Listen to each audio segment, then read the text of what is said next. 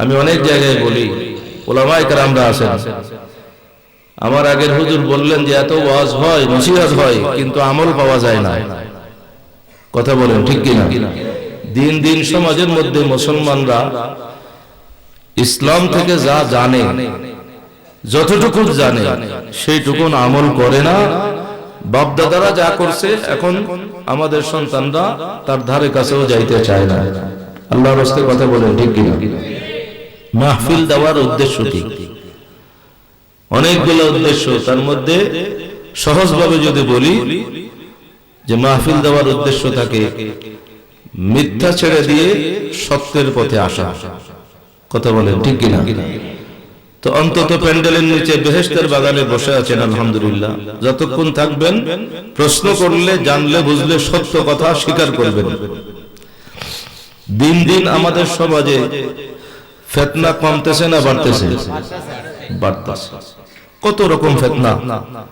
এই ফিতনার সময় যে আপনাদের এলাকায় বড় পীর গাউসুল আজম দস্তগীর আব্দুল কাদের জিলানী, গিলানী, আল হাসানী ওয়াল হুসাইনী রাদিয়াল্লাহু তাআলা স্মরণে মাহফিল হচ্ছে, এটা বড়ই নিয়ামত, শুকরিয়া আদায় করার ব্যাপার। একটু সবাই মহব্বতের আওয়াজে পড়েন তো আলহামদুলিল্লাহ। আর একটু মহব্বতে বলেন আলহামদুলিল্লাহ। আল্লাহর দরবারে আরো একবার বলেন আল্লাহু আকবার। নূর নবীজিকে রিসালাতের স্লোগান দিয়ে একটু নবীর নিসবতটা নিজের জন্য জুড়ে নেন, বলেন ইয়া রাসূলুল্লাহ। আরো মহব্বতে বলেন ইয়া রাসূলুল্লাহ। প্রিয় হাজিরিন, বাংলাদেশে ইসলামের দাওয়াত দেওয়ার কথা বলে বড় বড় ইসলামিক শায়ক বলে তাদেরকে, তারা তো বড় পীর আব্দুল কাদের জিলানী রহমাতুল্লাহ আলাইহির সাথে যারা সম্পর্ক রাখে এদেরকে মুসলমানই বলে না। কয় ওলি আল্লাহর রাস্তায়, মাজারের রাস্তায় যারা আছে সবাই নাকি শিরক করে। পড়েন না নাউজুবিল্লাহ। আর এই যে মোবাইল আছে না, এই মোবাইল বেশিরভাগ মুসলমান সমাজ তো ধ্বংস হয়েছে, বেশিরভাগ খারাপ, কিন্তু ভালো কিছু কিছু আছে না নাই? কেউ চাইলে মক্কা শরীফ দেখতে পারে, মদিনা শরীফ দেখতে পারে, কিন্তু আমাদের ছেলেরা মেয়েরা তো দূরের কথা, আমরা মুরব্বীরাই তো দেখতে চাই না। কোন জায়গায় কি কত খারাপ আছে সবাই, ছেলেরা মেয়েরা যেই লাইনে, বাপ চাচাও সেই লাইনে, দাদা যে বুড়া উনিও দেখি সেই লাইনে। পড়েন না একটু নাউজুবিল্লাহ। তো আমি অনেক সময় অনেক আগের থেকে বলছি, আপনারাও বলেন যারা বুঝেন সত্য মানেন, যে এই touch phone, mobile, internet, YouTube, Facebook এইগুলা আসার পরে অনেকে বলে আর কি যে শয়তানের কাজ অনেক কিছু সহজ করে দিছে, শয়তানের কাজ হালকা করে দিছে। এই টাচফোনেই শয়তানের কাজ অনেক কিছু করে দেয়। আছে না নাই? কথা বলেন আছে না নাই? জুমার দিনে ইয়াং জেনারেশন আজান হয়ে যায় না, খুতবা শুরু হওয়ার আগে যে দ্বিতীয় আজান এটাও হয়ে যায়, তারপরে গেলেও পিছনে যায়, দোতলা থাকলে দুই তলায় উঠে, তিন তলায় উঠে মসজিদে ঢুকেও ফেসবুক চালায়। আছে না নাই? কথা বলেন। আমি তো মসজিদে নববীতে, মদিনা শরীফে আমি এবার নিজের চোখে দেখলাম, ইয়াং ছেলে, ভিনদেশী মানুষ, আমার যতটুকু মনে পড়ে, হতে পারে এটা ইন্দোনেশিয়ান বা অন্য কোন দেশের হাজী সাহেব, নামাজের পরে আরেক নামাজের জন্য অপেক্ষা করতেছে, মসজিদে বসে ইবাদত করতেছে, তার মধ্যে একটু সময় লাগছে, পাইছে, বাস মোবাইল, ফেসবুক ঢুকছে মসজিদে নববীতে। নাউজুবিল্লাহি মিন যালিক। তো আমি পেছনে ছিলাম, আমার নজরে চলে আসলো যে সেখানে ফেসবুকে আসতে আসতে ল্যাংটা মহিলাও চলে আসছে। বলেন না নাউজুবিল্লাহি মিন যালিক। তো ইসলাম কোথায়? আল্লাহর ঘরে ঢোকার পরেও মুসলমানের মধ্যে ইসলামের শিক্ষা নাই। একটু সত্যি কথা বলেন ঠিক কিনা? আপনাদের এলাকায় জুমা মসজিদে জুমার দিনে যারা মসজিদে নামাজ পড়তে যায়, মসজিদে ঢোকার পরেও কথাবার্তা বলে নাকি বলে না? দুনিয়ার কথাবার্তা আছে না নাই? কথা বলতে বলতে দেখা যায় জুমার দিনে ইমাম সাহেব যখন দ্বিতীয় আজান দেওয়ার পরে খুতবা নিয়া আরবিতে খুতবা দিচ্ছে, সেই সময়ও কথা বলে, গল্প করে। আছে না নাই? কথা বলেন আছে না নাই? মনে রাখবেন আজকের থেকে এইরকম যারা আরবি খুতবা চলাকালীন মসজিদের মধ্যে কথা বলতেছে, তারা কত বড় গুনার কাজ করতেছে। ফরজের পরে যে ওয়াজিব আছে, এই ওয়াজিবকে তারা ডিনাই করতেছে, ওয়াজিবকে ভঙ্গ করতেছে। পড়েন না নাউজুবিল্লাহ। আরবিতে যখন খুতবা হয় তখন মুসল্লিদের জন্য হুকুম কি? ওলামায়ে কেরাম আছেন, ওনারা জানেন। অনেক সময় এলাকার স্থানীয় ইমাম শক্ত করে বলতে পারে না, বলতে হবে। আরবিতে যখন খুতবা চলে তখন কথা বলা হারাম। কি বললাম? কথা বলা হারাম। আর একজন কথা বলতেছে, এখন আপনি তাকে বলবেন, ভাই আরবিতে খুতবা চলতেছে, তুমি কথা বন্ধ করো, কথা বন্ধ করো, এটা বলাও হারাম। ওখানে তখন নফসি নফসি, নিজেকে বাঁচাইতে হবে। ইশারা করবেন যে মুখ দিয়ে দেখাবে চুপ থাকো, এটাও হারাম। এমনকি আপনি কথাও বলতেছেন না, ইশারাও করতেছেন না, কিন্তু আপনার মনোযোগ নাই। আরবিতে খুতবা হইতেছে, আপনি একবার এদিকে তাকান আর একবার ওদিকে তাকান, এটাও হারাম। পড়েন না নাউজুবিল্লাহ মিন যালিক। এই হারাম থেকে বাঁচার দরকার আছে না? মসজিদে কি আমরা হারাম কাজ করার জন্য যাব না? না, হারাম থেকে বাঁচার জন্য। কিন্তু আমরা কেউ বুঝি অথবা বুঝি না, প্রত্যেক জুমার দিনে মসজিদে মুসল্লিরা ঢুকে এরকম হারাম কাজ করে বের হইতেছে। আল্লাহর কাছে আমরা পানা চাই, মাওলা আমাদের ভুল ত্রুটি ক্ষমা করে আমাদেরকে মাফ করে দাও। বলেন আমিন। তো আগামী জুমার থেকে যখন জুমা পড়বেন মনে থাকবে তো মাসালাটা, জুমার খুতবা যখন চলবে, শুধু তাই না, আল্লাহর ঘরে যখন ঢুকবেন মুরব্বীরা বলে মুখে তালা লাগাও, মুখ বন্ধ করবেন, দুনিয়াকে পিছনে ফেলে দিবেন, আল্লাহর ভয় অন্তরে রেখে আপনি আপনাকে বাঁচান, আমি আমাকে বাঁচাবো, কোনো কথা নাই। আল্লাহর ঘরে ঢুকে যে যত বেশি নিজেকে ছোট করবে, বিনয়ী হবে, আল্লাহ পাকের ওয়াদা আছে, আল্লাহর সামনে যে যত বেশি নিজেকে ছোট করে আমার আল্লাহ তাআলা তাকে তত বেশি উপরে উঠায় দেয়। বলেন না সুবহানাল্লাহ। আল্লাহু আকবার। কিন্তু আমাদের মধ্যে বিনয় নাই, আমাদের মধ্যে এখন অহংকার বেশি। মুরব্বীরা কথা বলেন ঠিক কিনা? এখন সবাই চৌধুরীর পুত, চৌধুরী বংশ, কেউ কাউকে মানতে চায় না। আমি আপনার চাইতে বড়, আপনি আমার চাইতে বড়, এইরকম। ইসলাম ধর্মে এটাকে কঠিনভাবে নিষেধ করা হয়েছে। নিজেকে ছোট করো। আল্লাহর সামনে নিজেকে যখন উপস্থাপনা করব, একটা মজলিস, এই যে মজলিসে আমরা বসছি, ইসলাম বলে আমরা সবাই এই নিয়ত থাকতে হবে যে পরিপূর্ণ মজলিসের মধ্যে আমি সবচেয়ে বড় গুনাহগার। এইরকম নিয়ত যখন আপনার আমার ভিতরে থাকবে, এইরকম মাহফিলে আসলে এমন তাসির হবে, আসার আগে বড় বড় গুনাহগার, বাড়িতে যাওয়ার সময় একটা গুনাহও থাকবে না। বলেন না সুবহানাল্লাহ। এই মাহফিলকে কেন্দ্র করে আমরা আল্লাহর কাছে ক্ষমা চাই নাকি চাই না? আমাদের সবার কাছে গুনাহ আছে না নাই? এই গুনাহ ক্ষমা হওয়ার দরকার আছে না নাই? আগামীকাল বাঁচবো কোনো গ্যারান্টি আছে? এই যে মোবাইলের মাধ্যমে কিছু জিনিস দেখে সবক অর্জন করতে হয়, শিক্ষা অর্জন করতে হয়। আমার কথা আপনারা বুঝতে পারতেছেন তো? এবার ঈদ যাত্রায়, ঈদের জন্য ঢাকা শহর থেকে সারা বাংলাদেশে মানুষ গেছে বাড়িতে, আবার বাড়ির থেকে আবার ঢাকা শহর আসতেছে। এর মধ্যে অ্যাক্সিডেন্টে মানুষ মারা গেছে নাকি যায় নাই? অনেক মানুষ। তার মধ্যে 2 দিন আগে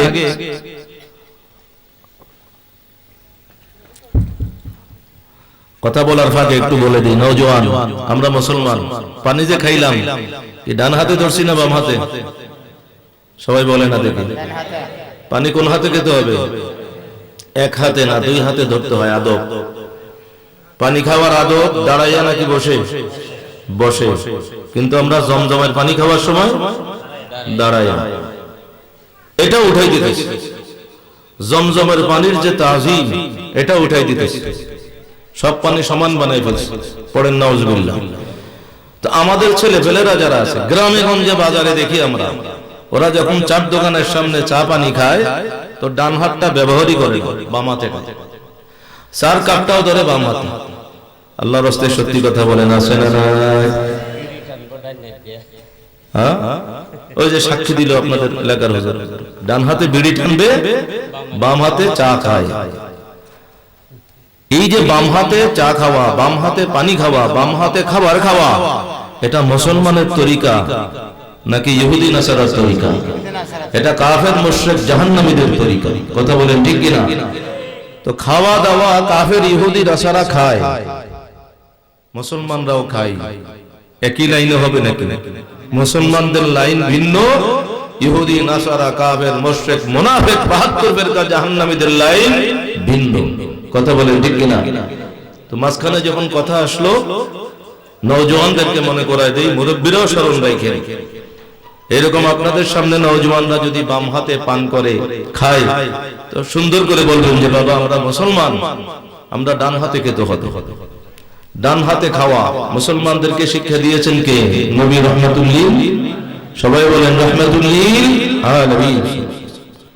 আল্লাহর নবীর সামনে একজন এইরকম বাম হাতে খাইতেছে, পানি পান করতেছে। নবী রহমাতুল্লিল আলামিন সাল্লাল্লাহু আলাইহি ওয়াসাল্লাম নবীজি বললেন যে তুমি ডান হাতে খাও। নবী কি আমাদের মতো নাকি? দেখতে শুনতে এখন অনেকেই বলে, আসে না নাই? কথা বলেন। আহলুস সুন্নাত ওয়াল জামাতের বাইরে যারা আছে তারা বলে, আল্লাহ পাকের মেহেরবানিতে সুন্নিরা এই কথা কোনোদিন বলে না, বলতে পারবেও না। নবীর সাথে কোনো তুলনা আছে? নবীজির তুলনা নবী নিজেই। আমাদের নবীর মতো খোদার সৃষ্টিতে অন্য কোনো নবীও নাই। পড়েন না সুবহানাল্লাহ। প্রিয় হাজিরিন মুসল্লিনে কেরাম, আপনারা আমার দয়াল নবী রহমাতুল্লিল আলামিন, গুনাহগার উম্মতের তারানে ওয়ালা, জমিনদার শফিউল মুজনিবিন সাল্লাল্লাহু আলাইহি ওয়া আলিহি ওয়াসাল্লাম যখন বললেন তুমি ডান হাতে খাও, ওই ব্যক্তি হয়তো নবীকে তাদের মতো মনে করেছে। সে নবীর সামনে বলে আমি ডান হাতে বেশি বল পাই না, শক্তি পাই না, সে বাম হাতে খায়। এটাকে রাইট করার জন্য, এটা ঠিক আছে এটা বোঝানোর জন্য ছোট করে একটা মিথ্যা কথা বলে দিল, অথচ তার ডান হাতেও কি আছে? শক্তি আছে। তো তার ডান হাতে শক্তি আছে না নাই আমার নবীর কাছে জানা আছে না নাই? নবীজি শুধু এতটুকুন বললেন যে ঠিক আছে, তুমি যখন তোমার জবানে বলেছো তোমার ডান হাতে শক্তি নাই, তুমি যা বললা এখন থেকে যেন সেটাই হয়। এরপরে হাদিসে পাকে আসছে, এরপর থেকে ওই ব্যক্তি জীবনের ডান হাত আর উঁচা করতে পারে না। পড়েন না সুবহানাল্লাহ। আল্লাহ, তাহলে এখান থেকে শিক্ষা অর্জন করার দরকার আছে না নাই? নবীকে কি আমাদের মতো বলা মনে করা যাবে না, ধ্বংস হয়ে যেতে হবে। আর ডান হাতে খাবো না বাম হাতে? নওজওয়ানরা বলেন খাবো কোন হাতে, ডান হাতে না বাম হাতে? আগামীকাল থেকে আপনাদের পাশের বাজারে হোক আর হবিগঞ্জ টাউনে হোক, আমরা যাই খাবো, পানি খাবো, চা খাবো, যা খাই ডান হাতে। পানি পান করার সময় দুই হাতে ব্যবহার করার চেষ্টা করব, এবং পানি পান করার সময় বসে পান করব। কোনো কারণে বসার কোনো সুযোগ নাই। দাঁড়িয়ে পান করতে হলে সেটা জায়েজ আছে, কিন্তু পানি পান করার আদব হলো বসে পান করা। দাঁড়িয়ে পান করা, বসে থাকার সুযোগ থাকার পরেও যদি কেউ দাঁড়িয়ে পানি পান করে, হাদিস শরীফে কঠিন ভাবে আসছে, আল্লাহর নবী বলেছেন দাঁড়িয়ে যেটা পান করেছো তোমার মুখের ভিতরে, গালের গলার ভিতরে আঙ্গুল দিয়ে সেটা আবার ফেলে দাও। তাহলে আমরা মাহফিলে আসলাম, শুরুতেই কয়েকটা মাসালা জানলাম, মনে থাকবে তো ইনশাআল্লাহ? বলি মনে থাকবে? হাজিরিন মুসল্লিনে কেরাম, সাহাবায়ে কেরাম আল্লাহ নবী রহমাতুল্লিল আলামিনের ব্যাপারে যে আকীদা পোষণ করেছেন, এখনকার জামানায় ওই যে বলেছি দিন দিন ফিতনা কমতেছে না বাড়তেছে? রমজান মাস গেল, রমজান মাসে তারাবির নামাজ, মুরব্বীরা কথা বলেন সারা জীবন জানছেন তারাবির নামাজ কয় রাকাত? 20 রাকাত। আপনাদের এলাকায় হয়তো আবার কেউ কেউ 8 রাকাতের পক্ষেও আছে না নাই? এলাকায় আছে কিনা জানি না, নাই, একজনও নাই। তো আবারও পড়েন আলহামদুলিল্লাহ। ঢাকা শহরে 20 রাকাত তারাবি ইমাম পড়তেছে, খতিব বলতেছে, কমিটি বলতেছে, সবাই। তারপরেও ফাঁকে ফাঁকে 8 রাকাত তারাবির পড়ে দেখা যায় ভাগে চলে যায়। এদেরকে যদি বলা হয় ভাই 8 রাকাত পড়ে যাইও না, তুমি 20 রাকাত পড়ো, রমজান মাস ইবাদতের মাস, 12টা রাকাত নামাজ পড়লে 24টা সাজদা দেওয়া যায় আল্লাহর দরবারে। বলেন সুবহানাল্লাহ। এটা দাওয়াত দিলে তারা আরো রাগ হয়ে যায়। তারা বলে 8 রাকাত পড়বো, এটা ফরজ নাকি? যার যতটুকু মনে চায় পড়বে। ইসলাম ধর্ম কি যার যেভাবে ইচ্ছা সেভাবে ইসলাম ধর্ম পালন করা যাবে নাকি? আজকে এশারের নামাজ পড়লেন, এশারের নামাজ ফরজ নামাজ 4 রাকাত, তো কেউ ওরা ওই দল বলে ফরজটা মানবে, সুন্নত যা মনে চাই তাই। এশারের ফরজের পরে কয় রাকাত সুন্নত আছে? এশারের ফরজের পরে 2 রাকাত আছে। এখন এই 2 রাকাতকে চাইলে আপনি একদিন 2 রাকাত পড়লেন, আর একদিন একটু সময় আছে 4 রাকাত পড়বেন, সুযোগ আছে নাকি? সুন্নতে মুআক্কাদা, এটা 2 রাকাত মানতেই হবে। কথা বলেন ঠিক কিনা? যোহর ফরজের নামাজ 4 রাকাত, তার আগে সুন্নতে মুআক্কাদা আছে আর কয় রাকাত? এটাকে কি আমরা সবাই মিলে সালিশ করে বৈঠক করে 2 রাকাত বানাইতে পারবো নাকি? সুন্নতে মুআক্কাদা 4 রাকাত মানতেই হবে।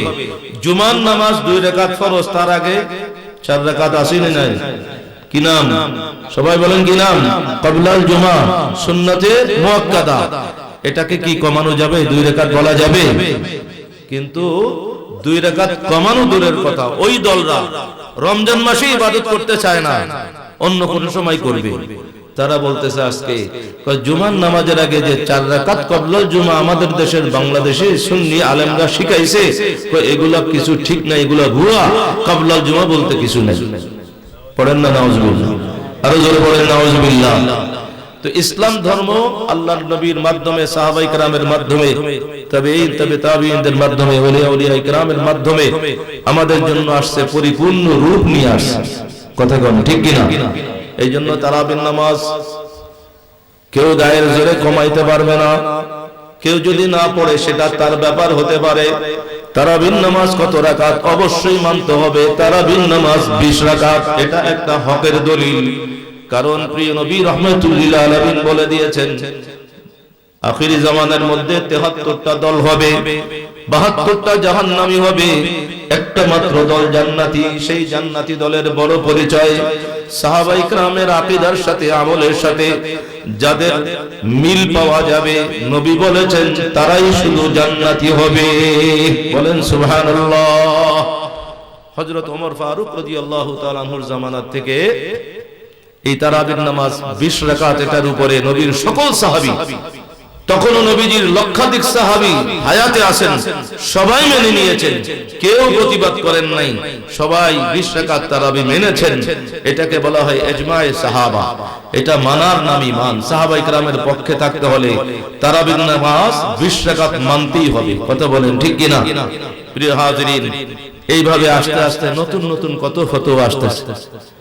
নিজের মা বাবাকে কবর দিলে বলে কবরস্থানে গিয়ে আপনি কোন সূরা জিয়ারত করার জন্য কিছু করতে পারবেন না, কিছুই করা যাবে না, পড়লে নাকি আগে কবরে আযাব হবে। পড়েন না নাউজুবিল্লাহ? আরো জোরে বলেন নাউজুবিল্লাহ। কিছু কিছু মৌলভী আবার বলে, এদিকও আছে ওদিকও আছে, হানাফিও বলে, আবার ওই যারা বুকের উপরে হাত বাঁধে তাদের দলে যাইনেও বলে, ওই কবরে যাইলে কবরস্থানের সামনে কোনো কাম নাই, কোনো সূরা কেরাত নাই, কিছু নাই, শুধু একটা কাম আছে, শুধু একটা সালাম দিবেন, আর কোনো কাজ নেই। কবরের সামনে গিয়ে জিয়ারত করা আমার রাসূলের বড় একটা সুন্নাত। বলেন সুবহানাল্লাহ। আল্লাহর নবী তো শিখাই দিয়েছেন, আমার উম্মতকে যখন দাফন করবা, দাফন করার পরে মাথার কাছে গিয়ে কোরআন শরীফ থেকে কোথা থেকে আলোচনা করবা, কোথা থেকে পড়বা, তেলাওয়াত করবা, এবং পায়ের কাছে কোন সূরা কোন আয়াত তেলাওয়াত করবা, আল্লাহর নবী সেটাও জানিয়েছেন। বলেন সুবহানাল্লাহ। আর আপনি মনে রাখবেন, আমরা যারা জীবিত আছি, যে সমস্ত সন্তানদের মা বাবা দুইজনের একজন অথবা দুইজন কবরে চলে গিয়েছেন, এই মজলিসে এরকম অনেক মানুষ আছে না নাই, যে মা বাবা দুইজনই কবরে আছে না নাই? যদি আশেপাশে কবরস্থান থাকে, আপনার জীবনের গুনাহ ক্ষমা হোক সেটা যদি চান, তাহলে নবীর কথা স্মরণে রাখেন।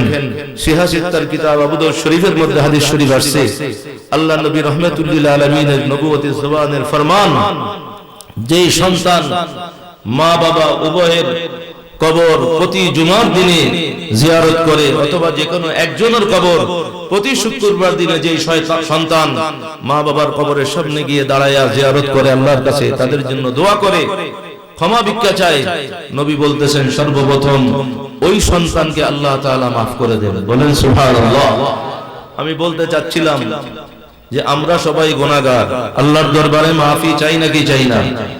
বড় পীর আব্দুল কাদের জিলানী রাহমাতুল্লাহ আলাইহি স্মরণে মাহফিল, উনাদেরকে স্মরণ করে মাহফিল করতেছি আমরা। আর একদল ইউটিউবে ঢুকলে বলবে এইগুলা হারাম, বেদাত, শিরিক বলবে। এখন কোন দিকে যাবেন? ওলি আল্লাহর কথা কোরআন হাদিসে আছে না নাই? সবাই বলেন আছে না নাই?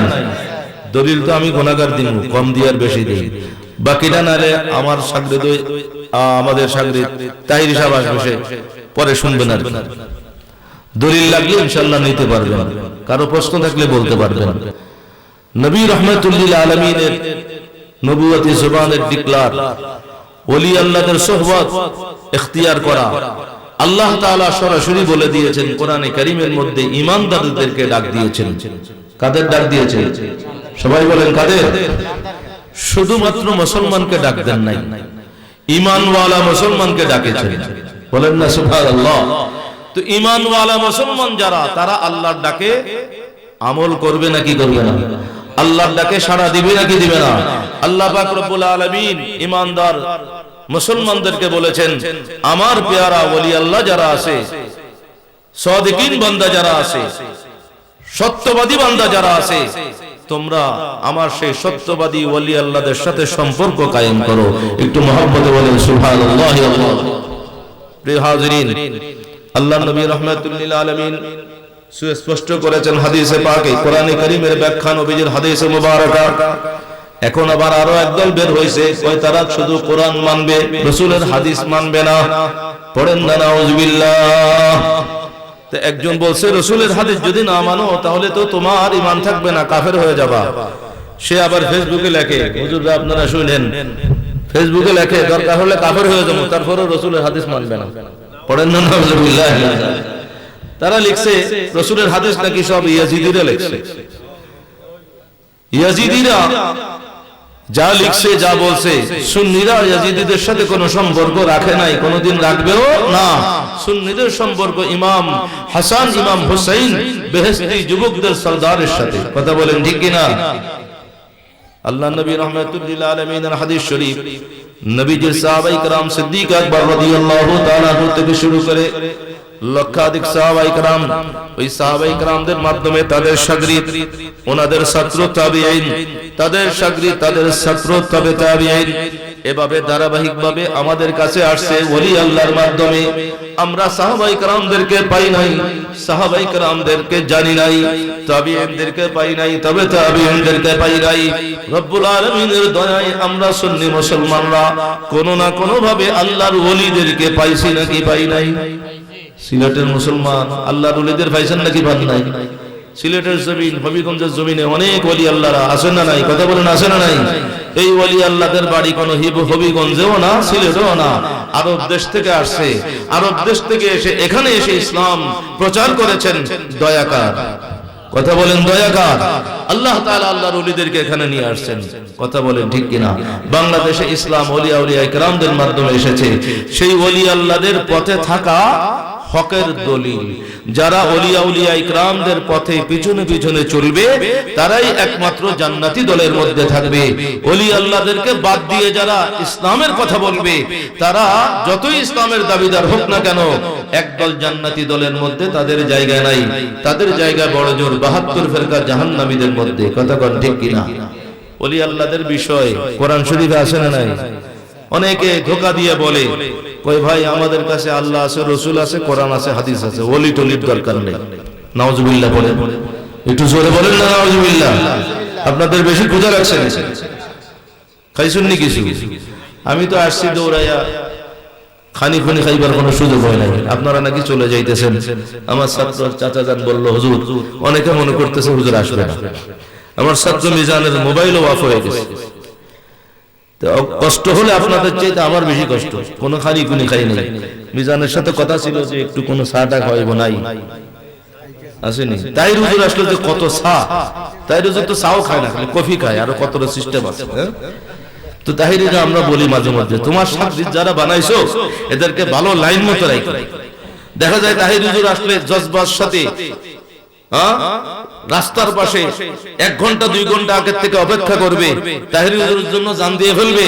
তাহির হুজুর চলে যাওয়ার পরে আবার মুরব্বীদের সাথে বেয়াদবিও করে। আছে না নাই? একটু সত্যি কথা কোন আছে না নাই? আমি এক মাহফিলে আমার সাথে আমাদের শাগরিদ আসে, তো আমি দেখলাম আমি আগে বক্তব্য দিয়ে চলে আসবো, আমি সহজে তাহির হুজুরের সাথে প্রোগ্রামে যাই না, ওস্তাদ সাহেবদের বিষয় আছে, অনেক কিছু আছে। আমি বলি বাবা তুমি করো, যদি যাইতে হয় হয় তুমি আগে করে চলে যাবো অথবা আমি আগে করে চলে আসবো। হুজুরের বক্তব্যের কারণে অন্য কারো কোনো অস্তিত্ব পাওয়া যায় এমন একটা অবস্থা। মুরব্বী মানে না, মাহফিলের সৌন্দর্যতা মানে না। একজন আলেম বয়ান করতেছে, সে এলাকার ইমাম সাহেব হলো, তার একটা সম্মান আছে না নাই? কথা বলেন আছে না? এখন আর একজন হুজুরকে সম্মান দিতে গিয়ে স্থানীয় একজন ইমামকে অপমান করা যাবে? তাকে অসম্মান করা যাবে? যাবে না। এরপরে দেখা যায় ওই ছেলে পেলে যারা তাহির হুজুরকে রিসিভ করবে, মাহফিলেও আসতেছে না, হুজুর আসবে এখন 1 ঘন্টা পরে, রোডেই বসে আছে, মাহফিলের প্যান্ডেল খালি। এরপর আবার ওই ছেলেরা মুরব্বীদের কথা শুনে না, এই কুলাউড়ার দিকে বোধ এক মাহফিলে আমি বলে আসলাম পরে যে তোমার শাগিরদেরকে আগে আদব কায়দা শিখাইও, মুরব্বী জ্ঞান মাথায় ঢুকে দিয়ে যাইও, যে মাহফিল করে চলে গেলাম, খবরদার কোন নওজোয়ান, মা বাবা তো অনেক উপরে, এলাকার একজন কোন মুরব্বীর সাথে বেয়াদবি করতে পারবি না। কথা বলেন ঠিক কিনা? ইসলামের বড় একটা শিক্ষা। আমরা যদি ঈমান নিয়ে কবরে যাইতে চাই, এই মাহফিলের দেওয়ার উদ্দেশ্য কি? আমরা গুনাহগার, আমাদের গুনাহ যেন ক্ষমা হয়, আমরা যেন ঈমান নিয়ে দুনিয়ার জীবনটা কাটাইয়া ঈমান সহকারে যেন অনন্তকালের মুসাফির হতে পারি। কথা বলেন ঠিক কিনা? যে সন্তানরা বেয়াদবি করে, মা বাবা তো অনেক উপরের ব্যাপার, মা বাবার সাথে বেয়াদবি করলে সে যত বড় মুফতি হোক না কেন, যত বড় পীর সাহেব হোক, যত বড় প্রিন্সিপাল হোক, ডক্টর হোক, সাহেব হোক, যদি মা এবং বাবার সাথে বেয়াদবি করে, মা বাবার কলিজায় আঘাত দেয়, তামাম জিন্দেগি ইবাদত করতে করতে যদি প্রত্যেকটা রাত জিন্দেগিতে জাগরণ থেকে ইবাদত করে, এরপরেও তার একটা তাসবিহও আমার আল্লাহর দরবারে কবুল হবে না। এগুলা মানার নাম ঈমান। কথা বলেন ঠিক কিনা? বাংলা ভাষায় ওলামায়ে কেরামরা বলেন, মা বাবাকে কষ্ট দিলে নামাজ, রোজা, ইবাদত, বন্দেগী সবকিছু যায় বিফলে। বিশ্বাস হয় নাকি হয় না? কথা বলেন হয় নাকি হয় না? এই জায়গায় হুজুররা আপনাদেরকে একটা পয়েন্ট জায়গা ধরাই দিয়া যায়, আল্লাহর রাস্তে মসজিদের ইমামতি থাকলে জুমার দিনে বলবেন। এখন তো বেয়াদব দিন দিন সন্তানরা, ইয়াং জেনারেশন বেয়াদবি হয়ে যাইতেছে। চাচা জ্যাঠা দাদা দাদি বেয়াদবি করতে করতে মার সাথে বেয়াদবি করে, বাপের সাথে বেয়াদবি করে। কিছু কিছু ক্ষেত্রে দেখা যায় মাকে একটু মানে, মার কথা একটু শুনে, কিন্তু বাবার সাথে কথায় কথায় বেয়াদবি করে। মুরব্বীদের কথা বলেন আসে না? কারণ বাবার কাছে সব আবদার, মোবাইল কিনে দিতে হবে, টাচফোন কিনে দিতে হবে, আইফোন কিনে দিতে হবে, মোটরসাইকেল কিনে দিতে হবে। বাবার কাছে সেটা দেওয়ার সামর্থ্য আছে না নাই, এটা সন্তান বুঝতে চায় না, জানতে চায় না, দেখতে চায় না। বাবা দিতে পারে না, বাবা আমি কিভাবে দিব, আমার তো এত টাকা পয়সা নাই, ইনকাম নাই। বাবার সাথে বেয়াদবি করে আর বলে, দিতে না পারলে জন্ম দিছস কেন? এরকম বেয়াদব সমাজে আছে না নাই? কথা বলেন। আপনাদের এলাকায় না থাকলে আলহামদুলিল্লাহ, প্রায় সমাজে এরকম। মা বাবার অন্তরের ব্যথা, আলেমদের কাছে বসলে টাকা পয়সার অভাব নাই, শিক্ষা দীক্ষার অভাব নাই, চোখ থেকে পানি বের হয় আর কান্দে, হুজুর সন্তানের জন্য জীবনটা কোরবান করে দিলাম। এই সন্তান তো এমন কথা বলে, কলিজার ভিতরে চিরে চৌচির হয়ে যায়। পড়েন না নাউজুবিল্লাহ। নওজোয়ান, আল্লাহর রাস্তে বলবো। এই জন্য আমি তাহিরি আমাদের শাগিরদেরকে বলেছিলাম যে তোমার নওজোয়ানদেরকে অন্তত মা বাবার ব্যাপারে, মুরব্বীদের ব্যাপারে চরমভাবে সতর্ক করবা, তাহলে তোমার ভক্ত হইয়া কোনো কাম হইতো না। যদি মা বাবা মুরব্বীদের সাথে বেয়াদবি করে, নবী রাহমাতুল লিল আলামিনের হাদিস শরীফ, قال رسول الله সবাই পড়েন সাল্লাল্লাহু আলাইহি ওয়াসাল্লাম, মান লাম ইয়াক্কির কাবীরানা ফালাইসা মিন্না, আও কামা قال رسول الله সাল্লাল্লাহু আলাইহি ওয়াসাল্লাম। আপনার আমার দয়ার নবী বলেন, নবীর উম্মতদেরকে আল্লাহর হাবিব সর্বোচ্চ সতর্ক করে দিয়ে বলেছেন, যারা নওজোয়ান, যারা ছোট, তাদের সামনে বড় যারা আছে, বয়সে যারা বড়, শুধু মা বাবার কথা নয়, আল্লাহর নবী আমভাবে বলে দিয়েছেন, যেই সমস্ত ছোটরা বড়দেরকে অসম্মান করে, সম্মান করে না, আমার নবী বলতেছেন তাকে আমি নবী আমার উম্মত হিসাবে মানি না। পড়েন না একটু নাউজুবিল্লাহ। নবী যাকে উম্মত হিসাবে মানেন না, তার জান্নাতে যাওয়ার কোনো সুযোগ নাই। বলেন না, কোনো সুযোগ নাই। জান্নাতে যেতে হলে নবীর উম্মত হতেই হবে। অন্য হাদিসে আল্লাহর হাবিব রাহমাতুল লিল আলামিন সাহাবায়ে কিরামদেরকে নবুয়তি জবানে হাদিসের প্রথম অংশে জানিয়ে দিয়েছেন, নবীর যত উম্মত আছে, উম্মতের সীমানায় যদি আপনার নামটা লেখা থাকে, আমার নামটা লেখা থাকে, নবী সার্টিফিকেট দিয়েছেন আমার প্রত্যেকটা উম্মত জান্নাতে যাবে। বলেন না সুবহানাল্লাহ। আল্লাহর নবী সেই হাদিস শরীফের শুরুটা এভাবে, ক্বালা রাসূলুল্লাহ পড়েন সাল্লাল্লাহু আলাইহি ওয়া আলিহি ওয়াসাল্লাম, কুল্লু উম্মতি ইয়াদখুলুনাল জান্নাতা ইল্লা মান আবা। কিলা মান আবা ইয়া রাসূলুল্লাহ? ক্বালা কিলা মান আবা ইয়া রাসূলুল্লাহ? ক্বালা রাসূলুল্লাহ সাল্লাল্লাহু আলাইহি ওয়াসাল্লাম, মান আতাআনি দাখালাল জান্নাতা ওয়া মান আসানি ফাকাদ আবা। আও কামা ক্বালা রাসূলুল্লাহ পড়েন সাল্লাল্লাহু আলাইহি ওয়াসাল্লাম। আল্লাহর নবী রাহমাতুল লিল আলামিন এই হাদিস শরীফের শুরুতে নবুয়তি জবানে বলেছেন, কুল্লু উম্মতি, আমার প্রত্যেকটা উম্মত, সে যত বড় গুনাহগার হোক না কেন, অবশ্যই অবশ্যই ইয়াদখুলুনাল জান্নাতা, জান্নাতে প্রবেশ করবে। একটু মহব্বতে বলেন আলহামদুলিল্লাহ। তো নবীর উম্মত হওয়াটা সবচেয়ে বড় কথা। মক্কা শরীফ যাইতেছে, মদিনা শরীফ যাইতেছে, আমি গুনাহগার। আমাদের অনেক ছাত্ররা বড় বড় মাদ্রাসায় পড়ায়, মুফতি হইছে, প্রিন্সিপাল হইছে। আলেমদেরকে দেখলে বলি যে মানুষদেরকে বললেন আমার জন্য দোয়া করেন, আপনার জন্য দোয়া করেন। কি যে কাবা ঘরে আর মদিনা শরীফে আসলাম গেলাম, কিন্তু সেখানে আমাদের হাজিরাটা কবুল হলো কিনা, বড় বিষয় সেটা। যে আল্লাহর কাছে ফরিয়াদ করতে হবে, মাবুদ তোমার ঘরে আনছো, পবিত্র বাইতুল্লাহ শরীফে আমাদের হাজিরাটা কবুল করো। একটু বলেন আমিন। মদিনায় মুনাওয়ারায় নবীর দরবারে গেছো, বারবার যাও, এটা বড় কথা নয়। নবীর দরবারে তোমার নামটা কবুল হয়েছে কিনা, আল্লাহর নবীর দরবারে বেশি বেশি কান্দো, ইয়া রাসূলুল্লাহ যেই উম্মতের জন্য সারা জিন্দেগি কেঁদেছেন, আমি সেই পাপী তাবী একজন নগণ্য গুনাহগার উম্মত আপনার কদমে হাজির হয়েছি, আমার হাজিরাটা আপনি কবুল করে নেন। বলেন না একটু আমিন। এভাবে নবীর দরবারে বলতে থাকো, না হলে মক্কা শরীফ মদিনা শরীফ আসা যাওয়ায় কোনো ফায়দা হবে না। নবী যাকে কবুল করবেন না, তার একটা তাসবিহ আল্লাহর দরবারে কবুল হবে না। এই জন্য সুন্নিরা নবীর দেওয়ানা। পড়েন না সুবহানাল্লাহ। আরো মহব্বতে বলেন আল্লাহু আকবার। একটু মহব্বতের আওয়াজে পড়েন আলহামদুলিল্লাহ। আল্লাহর দেওয়া দুইটা হাত তুলে একটু বলেন তো ইয়া রাসূলুল্লাহ। নারায়ে তাকবীর, নারায়ে রিসালাত, নারায়ে রিসালাত, নারায়ে গাউসিয়া।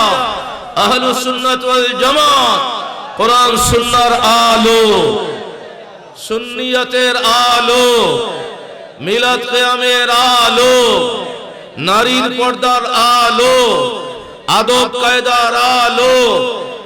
আল্লাহ তুমি আমাদেরকে কবুল করো, বলেন আমিন। আল্লাহ হাতগুলো জান্নাতি হাত, বেহেশতি হাত হিসেবে কবুল করে নাও, বলেন আমিন। আমি শুরু করতে গিয়ে ওয়াজ অনেকগুলো করে ফেলেছি। সমাজের রন্ধ্রে রন্ধ্রে সব জায়গায় এখন ব্যথা। ডাক্তাররা অনেক সময় বলে সর্ব অঙ্গে ব্যথা হলে ওষুধ দেব কোথায়। মুসলমানদের মধ্যে খালি ভাগাভাগি, খালি ভাগাভাগি, খালি ভাগাভাগি। পৃথিবীর বিখ্যাত কিতাব তাফসীরে জালালাইন শরীফ সম্পর্কে উলামায়ে কেরামরা জানেন। এখন বাংলাদেশের বড় বড় ডক্টর সাহেব দাবিদাররা এরা বলতেছে কয় এই তাফসীরে জালালাইন পড়া এটা জায়েজই নেই। পড়েন না নাউযুবিল্লাহি মিন যালিক।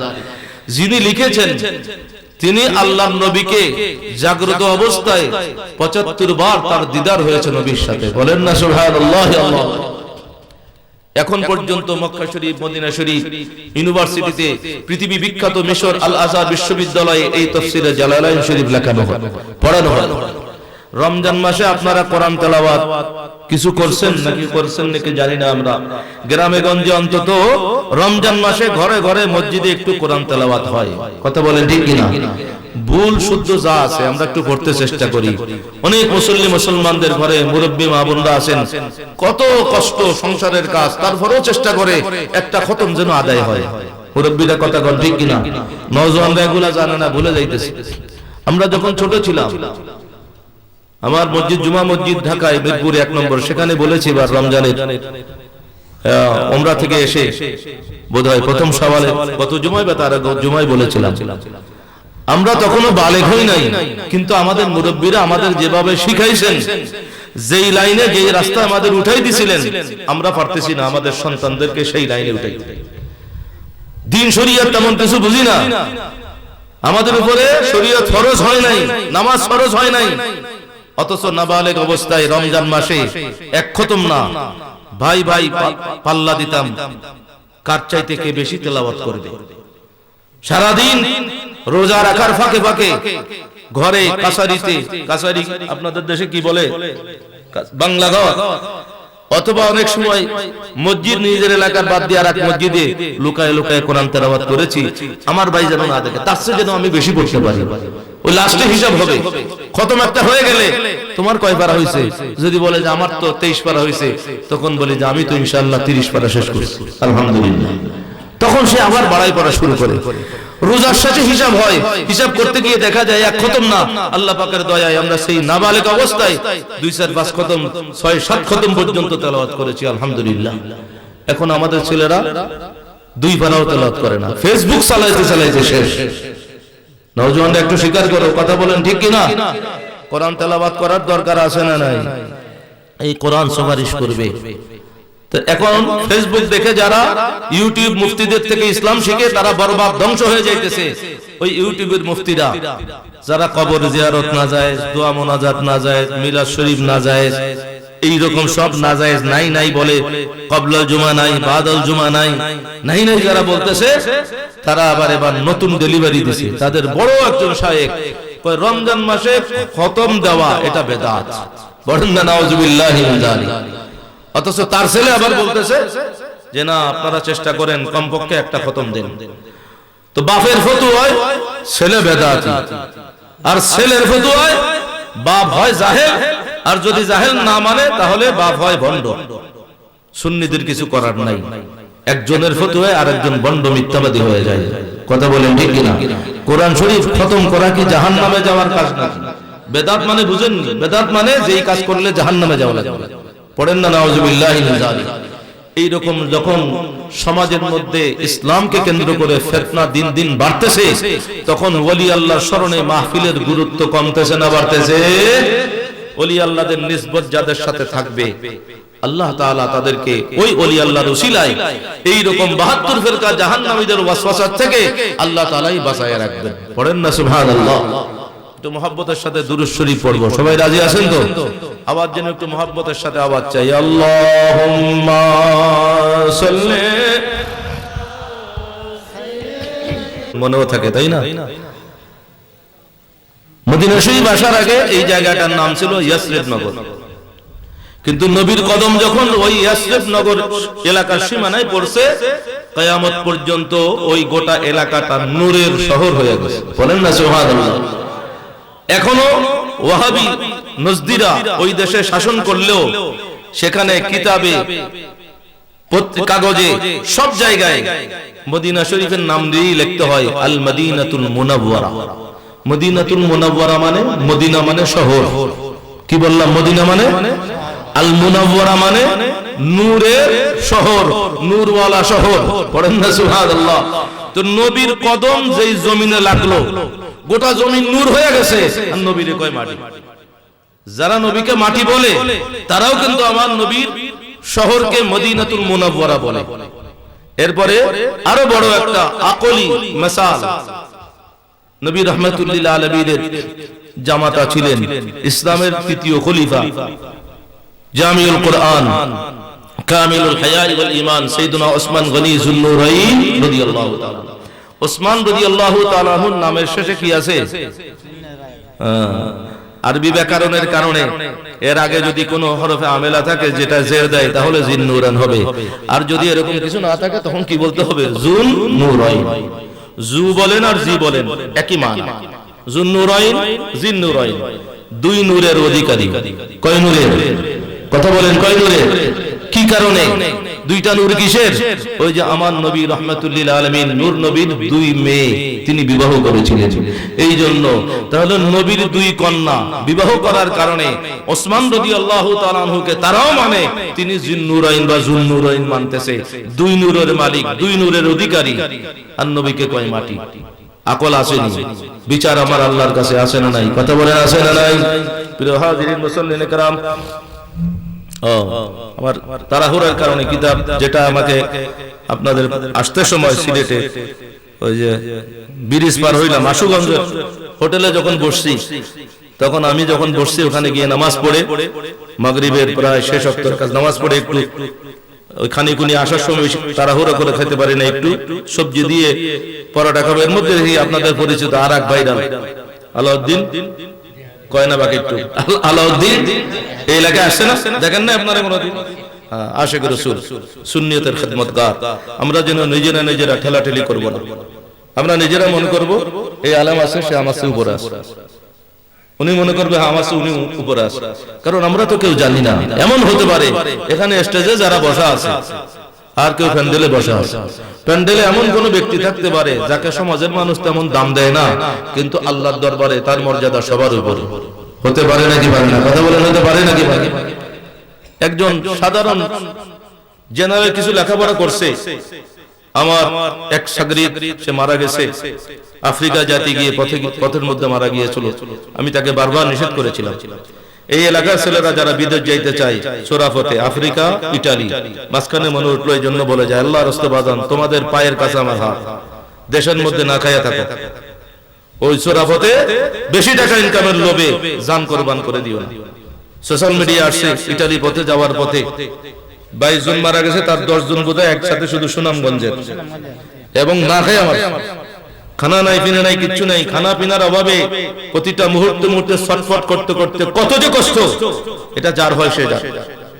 হালাল রিজিক দেশে তালাশ করো, কোনো কিছু করতে না পারলে মানুষের কাছে হাত পাতো। সমাজে ইসলাম ধর্মের মধ্যে আছে তোমার কোনো কাজকর্ম কোনো কিছু করার মতো নাই, তুমি অসহায় হলে বড় লোকের কাছে তুমি হাত পাততে পারো, তারপরে এইভাবে অবৈধ পথে যাওয়ার কোনো দরকার নাই।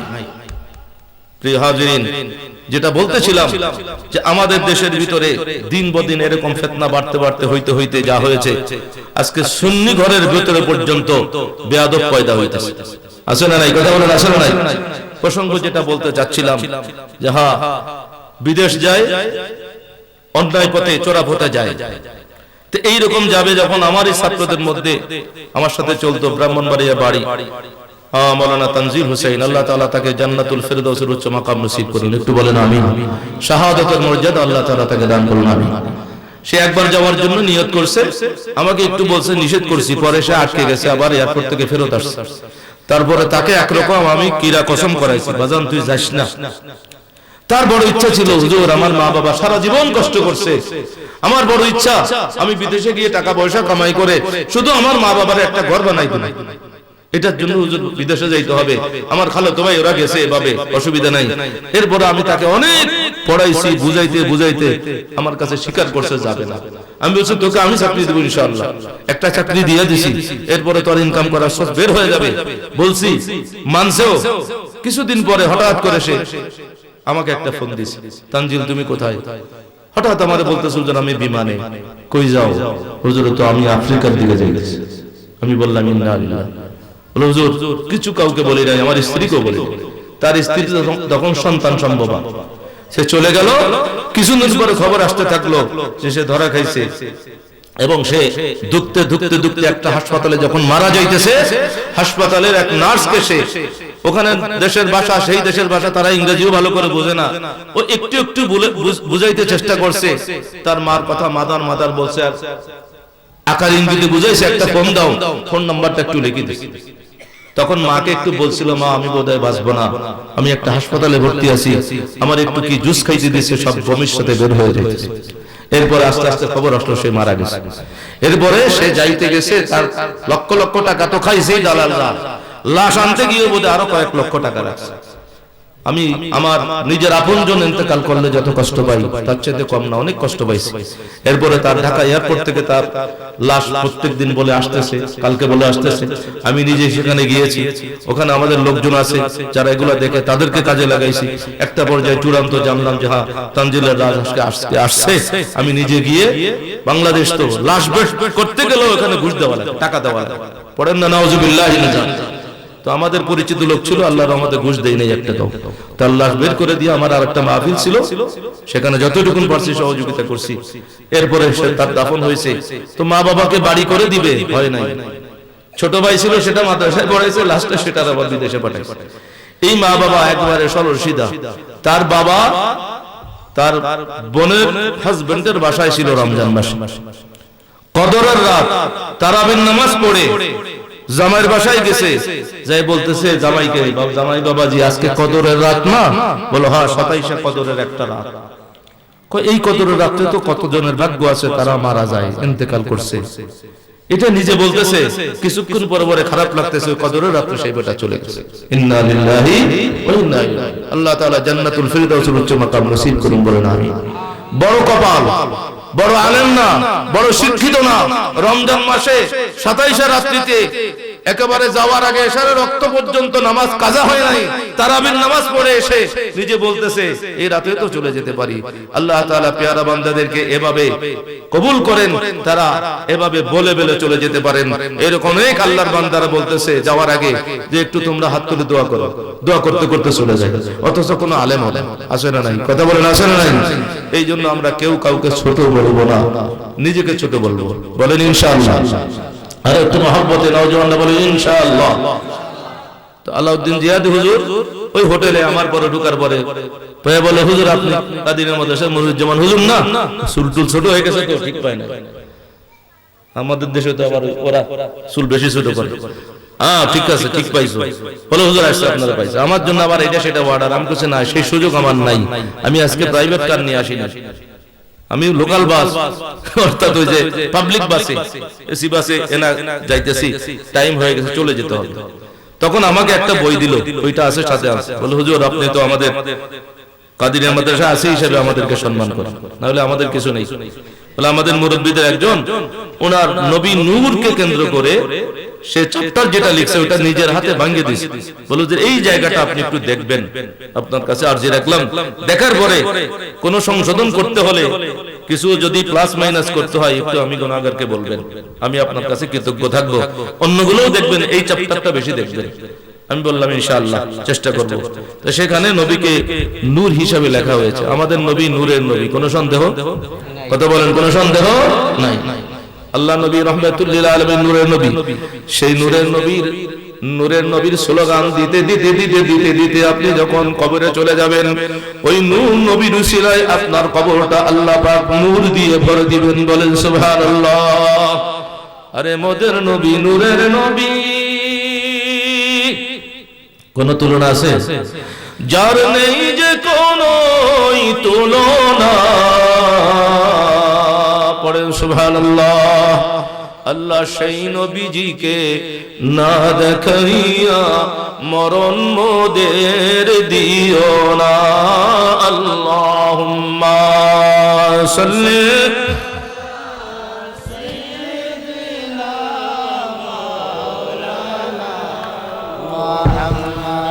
ওয়ালা আলি সাইয়্যিদিনা মাওলানা।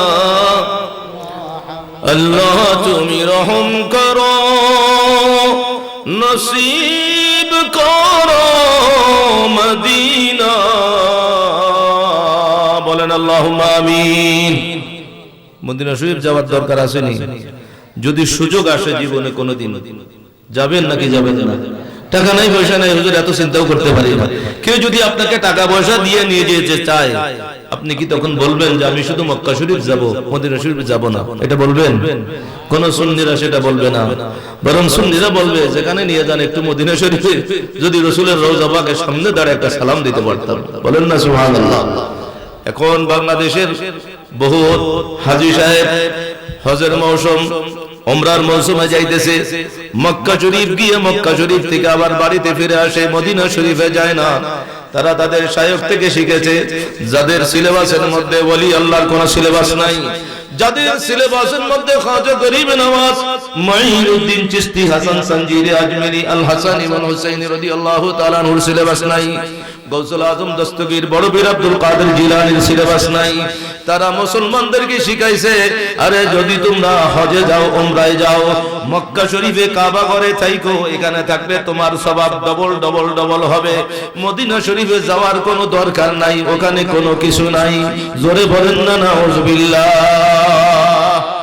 সেই দাওয়াত সোশ্যাল মিডিয়ায় আসতেছে, বাংলাদেশ থেকে যারা হজ আগে করেছেন আরো 15 বছরের আগে, এই ওয়াজটা নতুন 15 বছরের পর থেকে তাসির হইতেছে। না হলে বাংলাদেশের মুসলমান যেই দলের হোক না কেন হজ অথবা উমরায় গেলে মদিনা শরীফ যাবে না, এটা কোনোদিন চিন্তাও করা যায় না। বিশেষ করে আগে যারা হজে গিয়েছেন, সুন্নি যারা একটু বুঝেছেন, মদিনা শরীফে যদি মুআল্লিমরা 40 ওয়াক্ত নামাজ পড়তে সুযোগ না দেয় তো মারামারি লেগে গেছে। এখন ঢিলা হইতে হইতে হইতে সুন্নিদের মধ্যেও চলে আসছে। 2-4 দিন থাকলে হয়ে যায়, যাইতেছে যায়। কিন্তু আগে যে একটা ভক্তি ছিল, কমপক্ষে 8 দিন রাখতে হবে, 5-40 ওয়াক্ত নামাজ আমার নবীর রওজা পাকের সামনে, রিয়াজুল জান্নাহর সামনে, মসজিদে নববীর আমরা সেখানে আদায় করব। এই ভক্তি থেকে এখন সুন্নিরা পর্যন্ত দূরে আসছে। এই জন্য সুন্নিরা পর্যন্ত এখন পৃথিবীর সবচাইতে শ্রেষ্ঠ মর্যাদার জায়গা পবিত্র কাবা শরীফ, মদিনা শরীফ, এই দুইটা শহরের নাম আমাদের মুরব্বীরা সারা জীবন সম্মান সহকারে নিয়েছে। কমপক্ষে কি বলেছেন? মক্কা শরীফ, মদিনা শরীফ। এখন বাতিলরা বলতে বলতে তাদের মুখে শুনতে শুনতে সুন্নি আলেমরা পর্যন্ত বলতেছে কই মক্কা আর মদিনা, কই মক্কায় কয়দিন ছিলাম, মদিনায় কয়দিন ছিলাম। নাউজুবিল্লাহি মিন যালিক। কমপক্ষে কি বলতে হবে? মক্কা শরীফ, মদিনা শরীফ। ওই ওদের দেশে এখন পর্যন্ত যত কিতাব আছে লেখা আছে, কোন জায়গায় দুইটা শহরের নাম এই সিফত শরীফ ছাড়া নাই। আল হারামাইন আর শরীফাইন, দুইটা শরীফ, মক্কা শরীফ একটা, মদিনা শরীফ আর একটা। এই জন্য বলতে হবে আরো যারা ওলামায়ে কেরাম যারা আরো সুন্দর নাম জানেন, মক্কাতুল মুকাররমা, মক্কাতুল মুআজ্জামা, মদিনাতুল মুনাওয়ারা, মদিনাতুত তাইয়্যিবা, এইভাবে সুন্দর নাম দিয়ে দুই শহরের নাম নিতে হবে। আমরা যারা সুন্নি আছি, আমাদের যাদের পীর মুর্শিদ আছে, আমাদের পীর মুর্শিদের সিলসিলা নেওয়ার নাম নেওয়ার সময় বলি আমার হুজুরের দরবার শরীফ। কথা বলেন আছে না নাই? দরবার শরীফ বলে। তাহিরি হুজুরের ভক্তরা তার মুরিদরা বলবে আমার হুজুর তাহিরি হুজুরের দরবার শরীফ। তো মাঝবান্ডারের ভক্ত তারা বলবে মাঝবান্ডার শরীফ। এইভাবে আছে শর্ষিনায় তো শর্ষিনা শরীফ। তো এই সব শরীফ হয়ে গেল। আর মক্কা শরীফ, মদিনা শরীফ, শরীফ সারা শুধু মক্কার মদিনা হয়ে গেল। পৃথিবীর মধ্যে মক্কা শরীফ, মদিনা শরীফের চাইতে কোনো দামি জায়গা আছে না? আওয়াজ করে বলেন আছে নাকি? আজকের মাহফিল থেকে সেই সবকটা মনে রাখবেন। আপনাদের আমাদের কোন আপনজন যদি মক্কা শরীফ, মদিনা শরীফের কথা বলে, তখন যদি শুধু মক্কা আর মদিনা বলে, বলবেন যে ভাই অন্তত মক্কা শরীফ, মদিনা শরীফ বলো। কেউ যদি হজ উমরায় যায় তাদেরকে শিখিয়ে দিবেন যে বলবেন আমি মক্কা শরীফ এই কয়দিন ছিলাম, মদিনা শরীফ এই কয়দিন ছিলাম, মক্কা শরীফে আমি এটা দেখেছি, মদিনা শরীফে আমি ওইটা করেছি। এইভাবে শিখাই দিবেন, আপনি সওয়াব পেয়ে যাবেন। প্রিয় হাজিরিন, এই জন্য আমি বলেছিলাম অনেকেই যাইতেছে মক্কা শরীফ যাবে, মক্কা শরীফ যাবে আসবে, 1000 বার নয়, তাম জিন্দেগি যদি কাবা ঘরের সামনেও নামাজ পড়ে। আল্লাহর নবীর একটা হাদিস শরীফ রয়েছে, ওলি আল্লাহর দরকার কেন? গাউসে পাক শুধু ওলি আল্লাহ নয়, যার পবিত্র নজরে গুনাহগার নেককার হয়ে আল্লাহর ওলি হয়ে গেছে। বলেন না সুবহানাল্লাহ। প্রিয় হাজিরিন, সেই ঘটনা আপনাদের জানা আছে না নাই? সর কি হয়েছে? কুতুব হয়ে গেছে। আল্লাহর ওলিদেরকে সেই ক্ষমতা পাওয়ার কে দিয়েছেন? আর গাউসে পাক ওলিকুল সম্রাট, শুধু তাই নয়, তিনি আমাদের নবীজির বংশ। কথা বলেন কি? আমাদের নবীর বংশ, মা এবং বাবা উভয় দিক থেকে তিনি হাসানি এবং হুসাইনি। নবী বংশ আমাদের ঈমানের অংশ। বলেন নবী বংশ আমাদের ঈমানের, কথা বলেন নবী বংশ আমাদের ঈমানের অংশ। ঈমানের চ্যাপ্টার যার কাছে থাকবে না, সে যত বড়ই মৌলভী সাহেব হোক না কেন, ডক্টর হোক না কেন, যত দিনের দাওয়াত দেনেওয়ালা হোক না কেন, ঈমান নাই, তার কোনো কিছুই কোনো কাজে লাগবে না। প্রিয় হাজিরিন মুসল্লিন کرام, এই মাস শাওয়াল মাস, শাওয়াল মাসে 6টা রোজা আছে না নাই? 6 রোজার কথা অনেকে অলরেডি রেখে ফেলছে। 6 রোজা রাখলে কি হয়? এলাকার আনন্দের কাছ থেকে শুনেছেন, যারা 30টা রমজানের রোজা রাখছে আর শাওয়ালের 6টা রোজা রাখলো, সে গোটা বছর রোজাদার হিসাবে আল্লাহর দরবারে তার পরিচয় হয়ে গেল। পড়েন সুবহানাল্লাহ। এটা আমরা সবাই বলি এবং শুনি, কিন্তু এর ভিতরে আরো বেশি বহুত বড় মর্যাদার বিষয় আছে, এটা আমরা জানি না। একজন মানুষ মারা গেল, স্বাভাবিক গুনাহগার অবস্থায় গুনাহ অবস্থায় মারা যাইতেছে, আছে না নাই? গান বাজনায় লাফায়, এই সময় স্ট্রোক করে মারা যায়, আছে না নাই? নারী পুরুষ একসাথে বেহায়াপনা, বেগানা নারী পুরুষ মোটরসাইকেলের সাথে একসাথে আনন্দের মধ্যে দৌড়ায়, অ্যাক্সিডেন্ট করে মারা গেছে, দুনিয়া থেকে যাওয়ার আগে হারাম কাজ, আছে না নাই? কথা বলেন, আছে না নাই? আর একজন নামাজরত অবস্থায় মারা গেল, সেজদারত অবস্থায় মারা গেল, মসজিদে মারা গেল, রোজা অবস্থায় মারা গেল, সমাজের মানুষ সাক্ষী দিবে বড়ই নেককার, বড়ই পরহেজগার। কথা বলেন ঠিক কিনা? প্রিয় হাজিরিন, এই জন্য রমজান মাসের রোজা তো রেখেছি আল্লাহ পাকের দয়ায়, আলহামদুলিল্লাহ। 6টা মাত্র রোজা শুধু শুনলাম মুরব্বীরা শুধু রাখে, নওজওয়ানরা মনে করে এটা আমাদের মুরব্বীদের আমল। না নওজওয়ান, আগামী বছর তোমার হায়াত আছে, কোনো গ্যারান্টি নাই, আগামী কালকের কোনো গ্যারান্টি নাই, আগামী ঘন্টার কোনো গ্যারান্টি নাই, জীবনে একবারও রাখতে পারো নাই, এই বছর এখনো সুযোগ আছে। রমজান মাসের রোজা রেখেছো, এই শাওয়াল মাসের 6টা রোজা রাখো। এই 6টা রোজা রাখলে তুমি সারা বছর রোজাদার হিসাবে আল্লাহর দরবারে তোমার পরিচয়টা দিয়া দিবা, পরিচয় হয়ে যাবে।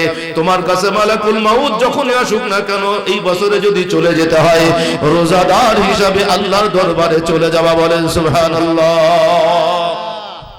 এত বড় ফজিলত।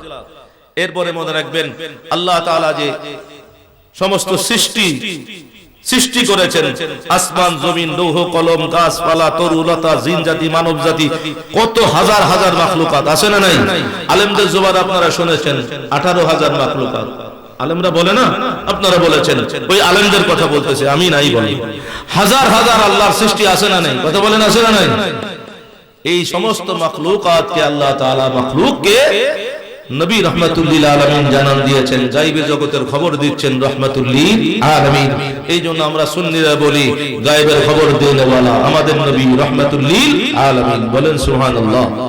নবী বলতেছেন, আমার উম্মত সাহাবীরা তোমরা জেনে নাও, তোমাদের মাধ্যমে কিয়ামত পর্যন্ত আমার উম্মত জানবে আল্লাহ তাআলা যত সৃষ্টি আছে, হাজার হাজার হাজার হাজার যত সৃষ্টি আল্লাহ তাআলা পয়দা করেছেন, এই সমস্ত সৃষ্টিগুলো আল্লাহ তাআলা এই শাওয়াল মাসে 6 দিনে পরিপূর্ণ করেছেন। বলেন না সুবহানাল্লাহ। সেই শাওয়াল মাস একটা ইবাদতের মৌসুম, নতুন করে শুরু হয়ে যায়। হাজিরা যারা হজ করবেন, এই হজের 3টা মাস যেটা রয়েছে, এই প্রথম মাস শাওয়াল মাসে আমরা আজকে মাহফিল করতেছি।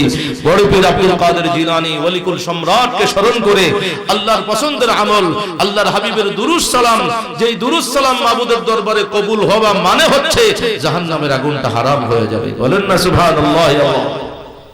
প্রিয় হাজিরিন, এই শাওয়াল মাসে যদি কেউ 6 রোজা রাখে, সারা বছরের রোজা রাখার সওয়াব তো পাবেই, সাথে সাথে ওই আল্লাহর সৃষ্টির যত হাজার হাজার মাখলুকাত যা আছে, যত সংখ্যা আছে, সেই পরিমাণ সওয়াব আপনার আমলনামায় লেখা হয়ে যাবে। বলেন না সুবহানাল্লাহ।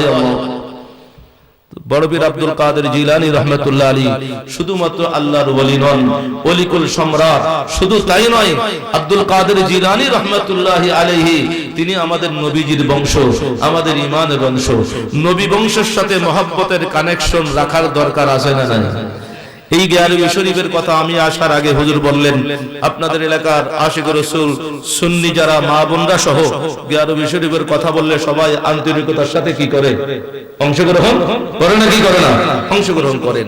এটা নাজাতের একটা ওসিলা হয়ে যাবে ইনশাআল্লাহ।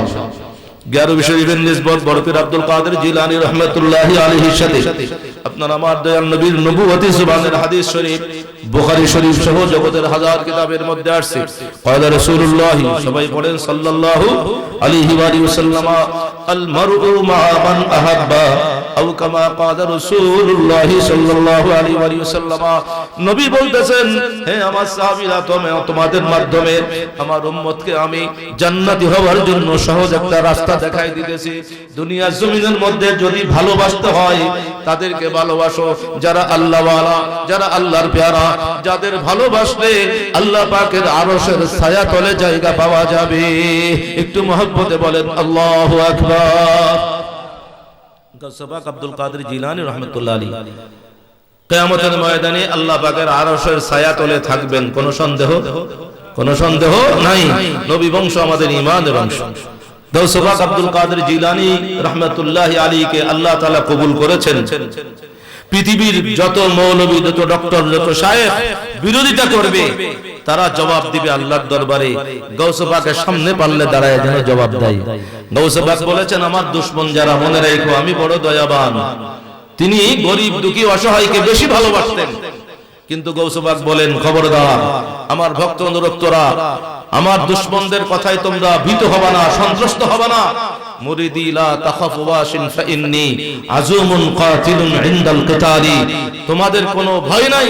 আমার দুশমন, আমার সাথে যারা বেয়াদবি করবে, আমার মুরিদদেরকে নিয়ে যারা তুচ্ছ-তাচ্ছিল্য করবে, মনে রাখো আমার দুশমনদের সামনে আমার নঙ্গা তলোয়ারটা বড় ধারালো, বড় শক্তিশালী। বলেন না সুবহানাল্লাহ। গাউসে পাক আব্দুল কাদের জিলানী রাহমাতুল্লাহ বলেছেন, তোমরা যদি আমার সাথে ওয়াদাবদ্ধ হতে পারো, তোমাদেরকে তরিকতের সিলসিলা শিক্ষা দিয়ে যে সবক দেওয়া হয়েছে এগুলো যদি পালন করতে পারো, তাহলে আমি বলে দিলাম আমার নানাজান রাহমাতুল্লিল আলামিনের সাথে সাথে তোমাদের আমলনামা, আমার ভক্ত অনুরক্ত যারা, তাদের আমলনামা যখন ওজন হবে, মিজানের সামনে আমি আব্দুল কাদের জিলানী দাঁড়িয়ে থাকি। বলেন না সুবহানাল্লাহ। সময় নাই বাবাজিরা, আমারও যেহেতু চলে যেতে হবে। গাউসে পাকের ভক্ত হলে লাভ না ক্ষতি। আমরা যারা এখানে আসি, নওজোয়ান থেকে মুরব্বী, আমরা কার আগে কে মারা যাব কেউ আমরা জানি না।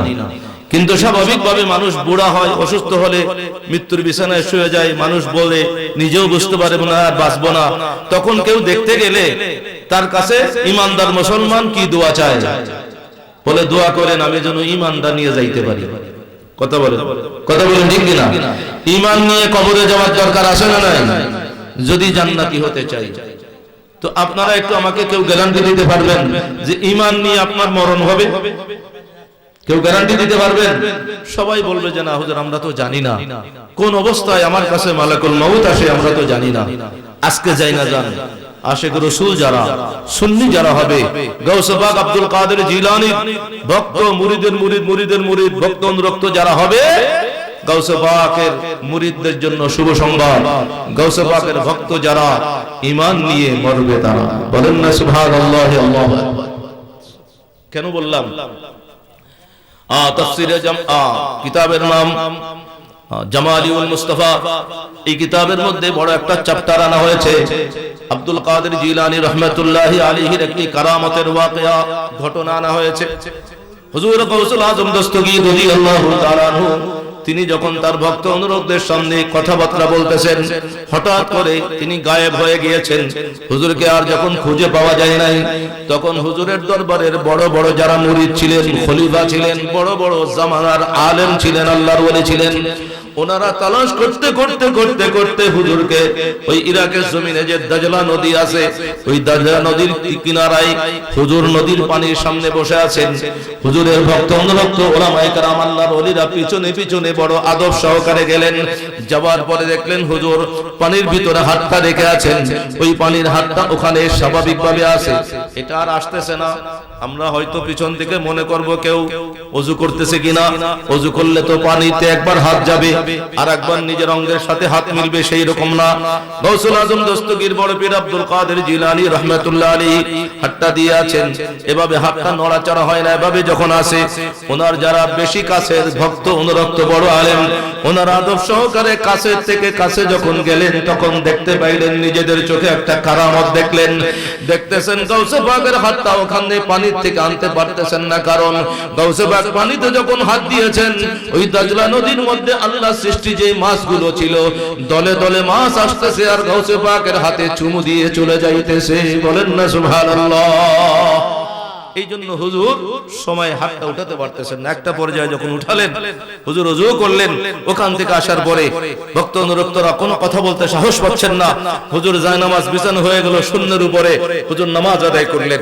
শূন্যের উপরে নামাজ আদায় করে সবাই অপেক্ষমান রয়েছেন। এই অবস্থার মধ্যে ওখানে যারা ছিলেন তারা স্পষ্টভাবে আসমান থেকে গায়বী আওয়াজ পেয়েছেন। আব্দুল কাদের জিলানী রাহমাতুল্লাহ আলাইহিকে গায়বী আওয়াজ দিয়ে বলা হয়েছে, হে আব্দুল কাদের জিলানী, তোমার দোয়াটা আমি আল্লাহর দরবারে কবুল হয়েছে। বলেন না সুবহানাল্লাহ। এটা ওনারা নিজের কানে শুনেছেন। ওলামায়ে কেরাম আছেন, আপনারাও জানেন, আমি স্মরণ করাই দেই, আমরাও দোয়া করি, আল্লাহর ওলিরাও হাত তুলে দোয়া করেন। তফাৎ আছে না নাই? আল্লাহর ওলিরা হাত তুললে দোয়াটা কি কবুল হয় না ফেরত আসে? কবুল হয়। এটা কে বলে দিয়েছেন? আল্লাহ তাআলা নিজে বলেছেন হাদিসে কুদসি, বুখারী শরীফের হাদিস। আল্লাহর হাবিব বলতেছেন ওয়া ইযা সাআলানি লা উতিয়ান্নাহু। আল্লাহর ওলিরা যখন আল্লাহর কাছে চায়, আল্লাহ বলতেছেন আমার ওলিরা যখন আমার কাছে চায় অবশ্যই অবশ্যই আমি আল্লাহ তাআলা সেটা কবুল করে নিই। বলেন সুবহানাল্লাহ। তো আল্লাহর ওলিদের দোয়া কবুল হয়। গাউসে পাক তো ওলিকুল সম্রাট, ওনার দোয়া যে কবুল কোনো সন্দেহ আছে? নাই। সমস্ত ওনার ভক্ত অনুরক্ত বড় বড় ওই জামানার বড় বড় মুফতি, মুফাসসির, মুহাদ্দিস ওনারা জানেন যে আল্লাহর ওলিদের দোয়া তো কবুল হয়। কিন্তু আসমান থেকে যেহেতু আওয়াজ হয়েছে, নিজ কানে শুনতে পেয়েছেন, নিশ্চয়ই এটা কোনো স্পেশাল দোয়া। কথা বলেন ঠিক কিনা? এখন হুজুর গৌস পাকের কাছে কিভাবে বলবেন? হুজুর তো ওই হালাতের মধ্যে আছেন। স্বাভাবিকভাবে জমিনে নেমে হুজুর যখন দরবারে চলে আসলেন, কিতাবের মধ্যে লেখা হলো হুজুর যখন স্বাভাবিক অবস্থায় আছেন তখন সাহস করে হুজুরের ওই ভক্ত অনুরক্ত আল্লাহর ওলি যারা কাছাকাছি গিয়ে বললেন হুজুর একটু আপনি যদি দয়া মেহেরবানি করে বলতেন, আপনাকে তালাশ করতে করতে দাজলা নদীর পাড়ে গিয়েছিলাম, আপনি নামাজ আদায় করার পরে কি দোয়া আল্লাহর দরবারে সেই দিন করেছিলেন, আমরা নিজ কানে শুনেছি আপনার দোয়া মাবুদের দরবারে কবুল হয়ে গেছে। গাউসে পাক আব্দুল কাদের জিলানী রাহমাতুল্লাহি আলাইহি তখন জানাই দিলেন, হাদিস শরীফের মধ্যে রাহমাতুল লিল আলামিন ঘোষণা করেছেন আপনার আমার মৃত্যুর সময়টা যখন কাছাকাছি চলে আসবে, মৃত্যুর বিছানায় যখন আপনি আমি শুয়ে যাব, তখন আপনার আমার পাশে যারা আত্মীয়স্বজন থাকে, আলিম ওলামা থাকলে তওবা করায়, কলমা পড়ায়। কথা বলেন ঠিক কিনা? সবাই বলে হুজুর একটু কলমা পড়ান, মুখে মুখে কলমা পড়াও। কেউ কেউ বলা হয় তুমি সূরা ইয়াসিন তেলাওয়াত করো, কেউ বলা হয় সূরা তাবারাকাল্লাযী তেলাওয়াত করো। এই যে মওতের পথের যাত্রী তার সামনে এভাবে কলমা পড়া, এটাকে তালকিন বলা হয়। রাসূল বলেছেন হা লাকিনু মাউতাকুম আও কামা ক্বালা রাসূলুল্লাহ সাল্লাল্লাহু আলাইহি ওয়াসাল্লাম। মওত ব্যক্তির সামনে গান বাজনা নয়, বেহুদা কথাবার্তা নয়, তার সামনে তার মুখে মুখে তাকে দিয়ে একটু কলমা পড়াইতে চেষ্টা করা। এই জন্য আমরা দেখে আসছি ছোটবেলা থেকে এখন পর্যন্ত আছে। কেন? কারণ আপনার আমারও প্রত্যেকের সামনে সেই সময়টা আসবে, নওজোয়ান মনে রাখো, প্রত্যেকের সামনে ওই সময় যখন আসবে, মৃত্যুর বিছানায় যখন আপনি শুয়ে যাবেন, তখন শয়তান আসবে আপনাকে আমাকে বেয়াকুব বানাইয়া, ঈমানটা হরণ করাইয়া, বেঈমান বানাইয়া পাঠাইতে চাইবে আপনার সামনে ওই মৃত্যু অবস্থার মধ্যে শয়তান এমন এমন যুক্তি দিবে, আল্লাহর সামনে আল্লাহর সাথে অন্যকে শরীক করায় মুশরিক বানায় পাঠাইতে চাইবে। সেই জন্য আল্লাহর নবী বলেছেন মৃত্যু ব্যক্তির পাশে তোমরা কলমা পড়াও, ইস্তিগফার আদায় করো, লা হাওলা ওয়ালা কুওয়াতা, এটা আমরা পড়ি। এভাবে দোয়া দুরূদ পড়ার কথা বলেছেন, কারণ শয়তান যেন সেখানে থাকতে না পারে। বলেন না সুবহানাল্লাহ। হুজুর গৌসুল আজম দস্তগীর তিনি তো রাসূলের হাদিস যেভাবে বুঝেছেন, এই জামানার মোল্লা মৌলবীরা সেভাবে বুঝবে না, অনুধাবন করতে পারবে না। তাদের বুঝ কত বড় ছিল। সুবহানাল্লাহ, আল্লাহু আকবার। তিনি এই হাদিসের উপর স্টাডি করে ওনার ভক্ত অনুরক্তদের জন্য কান্নাকাটি। আমার যারা ভক্ত অনুরক্ত, কার কাছে কখন মালাকুল মাউত চলে আসে, তার পাশে তালকিন করানোর মতো কোনো আলিম থাকবে নাকি থাকবে না, এটা স্মরণ করে আল্লাহর দরবারে স্পেশাল একটা সময় যখন আসছে, কান্নাকাটি শুরু করছে। বড় পীর আব্দুল কাদের জিলানী রাহমাতুল্লাহি আলাইহি। একটু মহব্বতের সাথে বলেন না সুবহানাল্লাহ, আরো মহব্বতে বলেন আল্লাহু আকবার। কান্নাকাটি কি করলেন? আল্লাহর দরবারে কাঁদতেছেন, ইয়া রাব্বাল আলামিন, আমার ভক্ত, আমার অনুরক্ত, আমার মুরিদ, মুরিদের মুরিদ, মুরিদের মুরিদ যারা হবে, তাদের যখন মৃত্যুর সাকারাত চলবে, তাদেরকে যেন শয়তান পদস্খলন ঘটাইয়া তাদের ঈমানটা যেন ধ্বংস করে না দেয়, শয়তান যেন ওয়াসওয়াসা দিয়ে তাদের ঈমানটা নিয়ে যেতে না পারে। তোমার কাছে আমি হাত তুলছি মাবুদ, আমার দোয়া তুমি কবুল করো। আমি আব্দুল কাদের জিলানী হাত উঠাইছি। এভাবে কান্নাকাটি করতে করতে আল্লাহর দরবার থেকে খবর আসছে, হ্যাঁ হে আব্দুল কাদের জিলানী, তোমার দোয়া তোমার মুরিদদের হকে আমি আল্লাহ কবুল করে নিয়েছি। বলেন না সুবহানাল্লাহ। গাউসে পাক বলে দিলেন, আল্লাহর দরবারে দোয়া করেছিলেন। গাউসে পাক আব্দুল কাদের জিলানীর ভক্ত অনুরক্ত মুরিদ মহব্বতকারী যারা থাকবে, তাদের কাছে শয়তান আইসা তাদেরকে বেঈমান বানায়া পাঠাইতে পারবে না। আল্লাহর দরবারে দোয়া করতেছিলেন, আল্লাহ আমার একটা মুরিদও যেন বেঈমান হয়ে মারা না যায়, তারা যেন ঈমান নিয়ে তোমার দরবারে আসতে পারে, ইবলিস শয়তানের কোনো ওয়াসওয়াসায় যেন কোনো ক্ষতি করতে না পারে। আমি আব্দুল কাদের জিলানী সেটা চাই। আল্লাহ তাআলা সেটা কবুল করেছেন। আল্লাহর ওলিদের দোয়া কবুল হয়। আমরা গাউসে পাক আব্দুল কাদের জিলানীর মুরিদের মুরিদের মুরিদ, ভক্তের ভক্তের ভক্ত হতে পেরেছি। একটু চিৎকার করে শুকরিয়া দান করেন আলহামদুলিল্লাহ, আরো মহব্বতে বলেন আলহামদুলিল্লাহ। আল্লাহ তাআলা যেন গাউসে পাকের ভক্ত অনুরক্ত হিসেবে আমাদেরকে, আমাদের মা বাবা ভাই বোন ছেলে মেয়ে, এই এলাকাবাসী যারা পবিত্র গিয়ারবি শরীফের ভক্ত অনুরক্ত যারা আছেন সবাইকে যেন গাউসে পাকের মুরিদদের অন্তর্ভুক্ত করে গাউসে পাকের ভক্ত মহব্বতকারী হিসেবে যেন কবুল করেন। বলেন একটু আমিন। এবং মৃত্যুর সময় যেন আমরা সবাই ঈমান নিয়ে আল্লাহর দরবারে লাব্বাইক বলতে পারি। চিৎকার করে বলেন না আল্লাহুম্মা আমিন। বাস, আর সামনে যেতে পারবো না। আপনারা অনেক রাত পর্যন্ত বসে আছেন, আমারও যেহেতু ঢাকায় যেতে হবে। আর আগামীকাল সকালে আমাদের মর্নিং শিফট ক্লাস হয়, সেখানে ছাত্র পড়াইতে হয়, হাজিরা দিতে হয়, সেখানে যেতে হবে। আমি অনেক চিন্তা করেছিলাম, মিজান বারবার বলতেছে, তারপরে একবার ডিনাই করেছিলাম যে মাদ্রাসা খুলে যাবে, যেহেতু বন্ধের দিন ছাড়া আমরা এত দূরে মাহফিলে যাই না। এখন শুক্রবার দিন মাহফিলে গেলে পরের দিন ক্লাস নাই, কোনো সমস্যা নেই, কিন্তু রবিবারের দিন পরের দিন সোমবার ক্লাস আছে। আমার তো চলে যেতে হবে ইনশাআল্লাহুল আজিজ। তো সামনে আর যাব না, আপনাদের কাছে ঈমানি উদাত্ত আহ্বান জানাই, এই গিয়ারবি শরীফের সাথে যে মহব্বত আছে এটা ধরে রাখবেন। মুরব্বীরা আপনারা আপনাদের সন্তানদেরকে কোন আলিমের জন্য রাখবেন না, নিজেরাই শিখাবেন যে গিয়ারবি শরীফে আমরা ছিলাম, তোমার পূর্বপুরুষ ছিল, তোমরাও থাকবে। গিয়ারবি শরীফের যে সবকগুলো আছে, সময় তো কম, সংক্ষেপে শুধু এতটুকু জানাই দিই। গিয়ারবি শরীফের যে সবকগুলো আছে, এই সবকগুলো আল্লাহর দরবারে কবুল হওয়া মানে গুনাহ মাফ, জান্নাতের পাল্লাও ভারী হয়ে যাবে। বলেন না সুবহানাল্লাহ। সুতরাং আমরা যদি জান্নাতি হতে চাই, জাহান্নাম থেকে নাজাত চাই, আল্লাহর ওলিদের নিসবত লাগবে। নবী বলেছেন, দুনিয়ার জমিনে যার সাথে বড় পীর আব্দুল কাদের জিলানী রাহমাতুল্লাহি আলাইহির মহব্বতের সম্পর্ক থাকবে, হাসরের ময়দানে বড় পীর সাহেবদের যেখানে থাকবে, তার ভক্ত অনুরক্ত মুরিদরাও তার সাথে একই জান্নাতে জান্নাতি হয়ে যাবে। একটু মহব্বতে বলেন না সুবহানাল্লাহ। তো আপনারা, আমরা আবার বলতে পারি, হুজুর আমরা তো বড় পীর সাহেব হুজুরের হাতে বায়াত হতে পারি নাই, কিন্তু সিলসিলায়ে কাদেরিয়া আছে না নাই? এটা যেভাবে আছে, সেই সিলসিলায়ে কাদেরিয়া যদি বায়াত হতে না পারেন, বড় পীর আব্দুল কাদের জিলানীর মহব্বত যদি সিনা ভরা থাকে, গাউসুল আজম দস্তগীর বড় পীরের মহব্বত আমাদের সিনা ভরা আছে না নাই? ফেরেশতারা সাক্ষী থাকুক, সবাই বলেন, প্রত্যেকের অন্তরে সিনায় বড় পীর সাহেব হুজুরের ভালোবাসা আসেনি? বাস এইটার উপরে থাকবেন, ছেলে মেয়েদের শিখাবেন। নবীর ওই নবুয়তি জবানের হাদিস শরীফ, বুখারী শরীফের হাদিস, নবী বলেছেন, তুমি যাকে ভালোবাসো। তো আমরা যদি গাউসে পাককে ভালোবাসি, গাউসে পাকের ভালোবাসা যদি সিনায় থাকে, নবী বলতেছেন, আমার আব্দুল কাদের জিলানী যেই জান্নাতে, তোর জায়গাও সেই জান্নাতে। বলেন না সুবহানাল্লাহ। আল্লাহু আকবার। আল্লাহর নবী রাহমাতুল লিল আলামিনের হাদিস শরীফ শুরুতে বলেছিলাম, নবী বলেছেন, আমার সকল উম্মত জান্নাতি হবে, তবে আছে, তবে কিন্তু আছে। ইসলামের নাম দিয়ে যে ধোঁকাবাজি করতেছে, কিন্তুর মধ্যে সব মাইনাস, ইল্লা মান আবা। নবী বলতেছেন, শুধু আবার মধ্যে যারা আছে। তো আবা মানে অস্বীকার করা। সাহাবায়ে কেরাম আশ্চর্য হয়ে গেলেন, ইয়া রাসূলুল্লাহ, আপনার উম্মত হয়ে আপনাকে আবার অস্বীকার করবে, এটা কারা? সেই হতভাগা বদনসিব কারা ইয়া রাসূলুল্লাহ? যদি একটু খুলে বলে দিতেন। আল্লাহর নবীর সামনে প্রশ্ন করলেন বড় আবেগ নিয়ে, কিলা মান আবা ইয়া রাসূলুল্লাহ, আবা এরা কারা? তখন আপনার আমার নবী বললেন, মান আতাআনি দাখালাল জান্নাহ। সুবহানাল্লাহ। পড়ে পড়ে আলিমরা বুঝবেন, নবী বলতেছেন যে আমাকে ইতাআত করলো। কে বলতেছেন? নবী বলতেছেন। কে বলতেছেন বলেন না?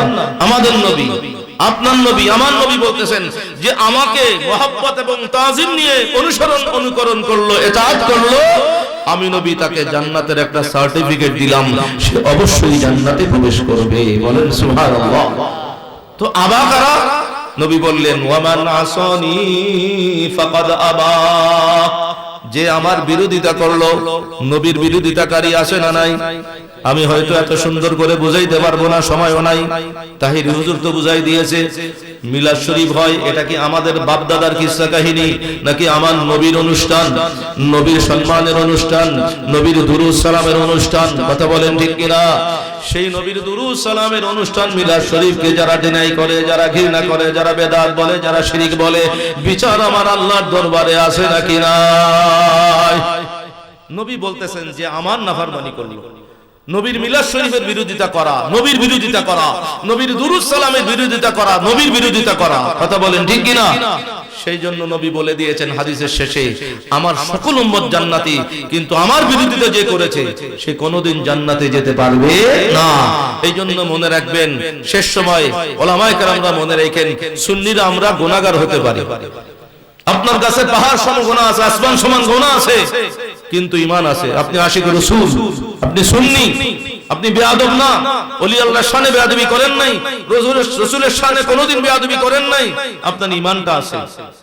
আপনি আল্লাহর কাছে হয়তো গ্রেফতার হবেন, কিছু আযাব ভোগ করবেন, অথবা আল্লাহ তাআলা দয়া করে আপনাকে ক্ষমা করে সরাসরি জান্নাত দিবেন। কিছু যদি আযাব ভোগ করা লাগে, তারপরেও অবশ্যই আপনার আমল না থাকলেও আপনি একদিন জান্নাতি হয়ে যাবেন। বলেন সুবহানাল্লাহ। ঠিক তার বিপরীতে আরেক দল আছে যে সুন্নি না, যে আশিক রাসূল না, যে ওলি আল্লাহর শানে বেয়াদবি করে, নবীর শানে বেয়াদবি করে, তার কাছে আসমান পরিমাণ আমল আছে, তার কাছে সপ্তম স্তবক জমিন পর্যন্ত আমল আছে। যত আমল থাকুক না কেন, আল্লাহর কসম, সে কোনোদিন জান্নাতে যাইতে পারবে না। কিন্তু সুন্নিদের কাছে আমল না থাকলেও দুইটা অবস্থা, হয় আল্লাহ তাআলা দয়া করে তার জীবনের সব গুনাহ মাফ করে দিয়ে সরাসরি জান্নাত দিবেন। বলেন না সুবহানাল্লাহ।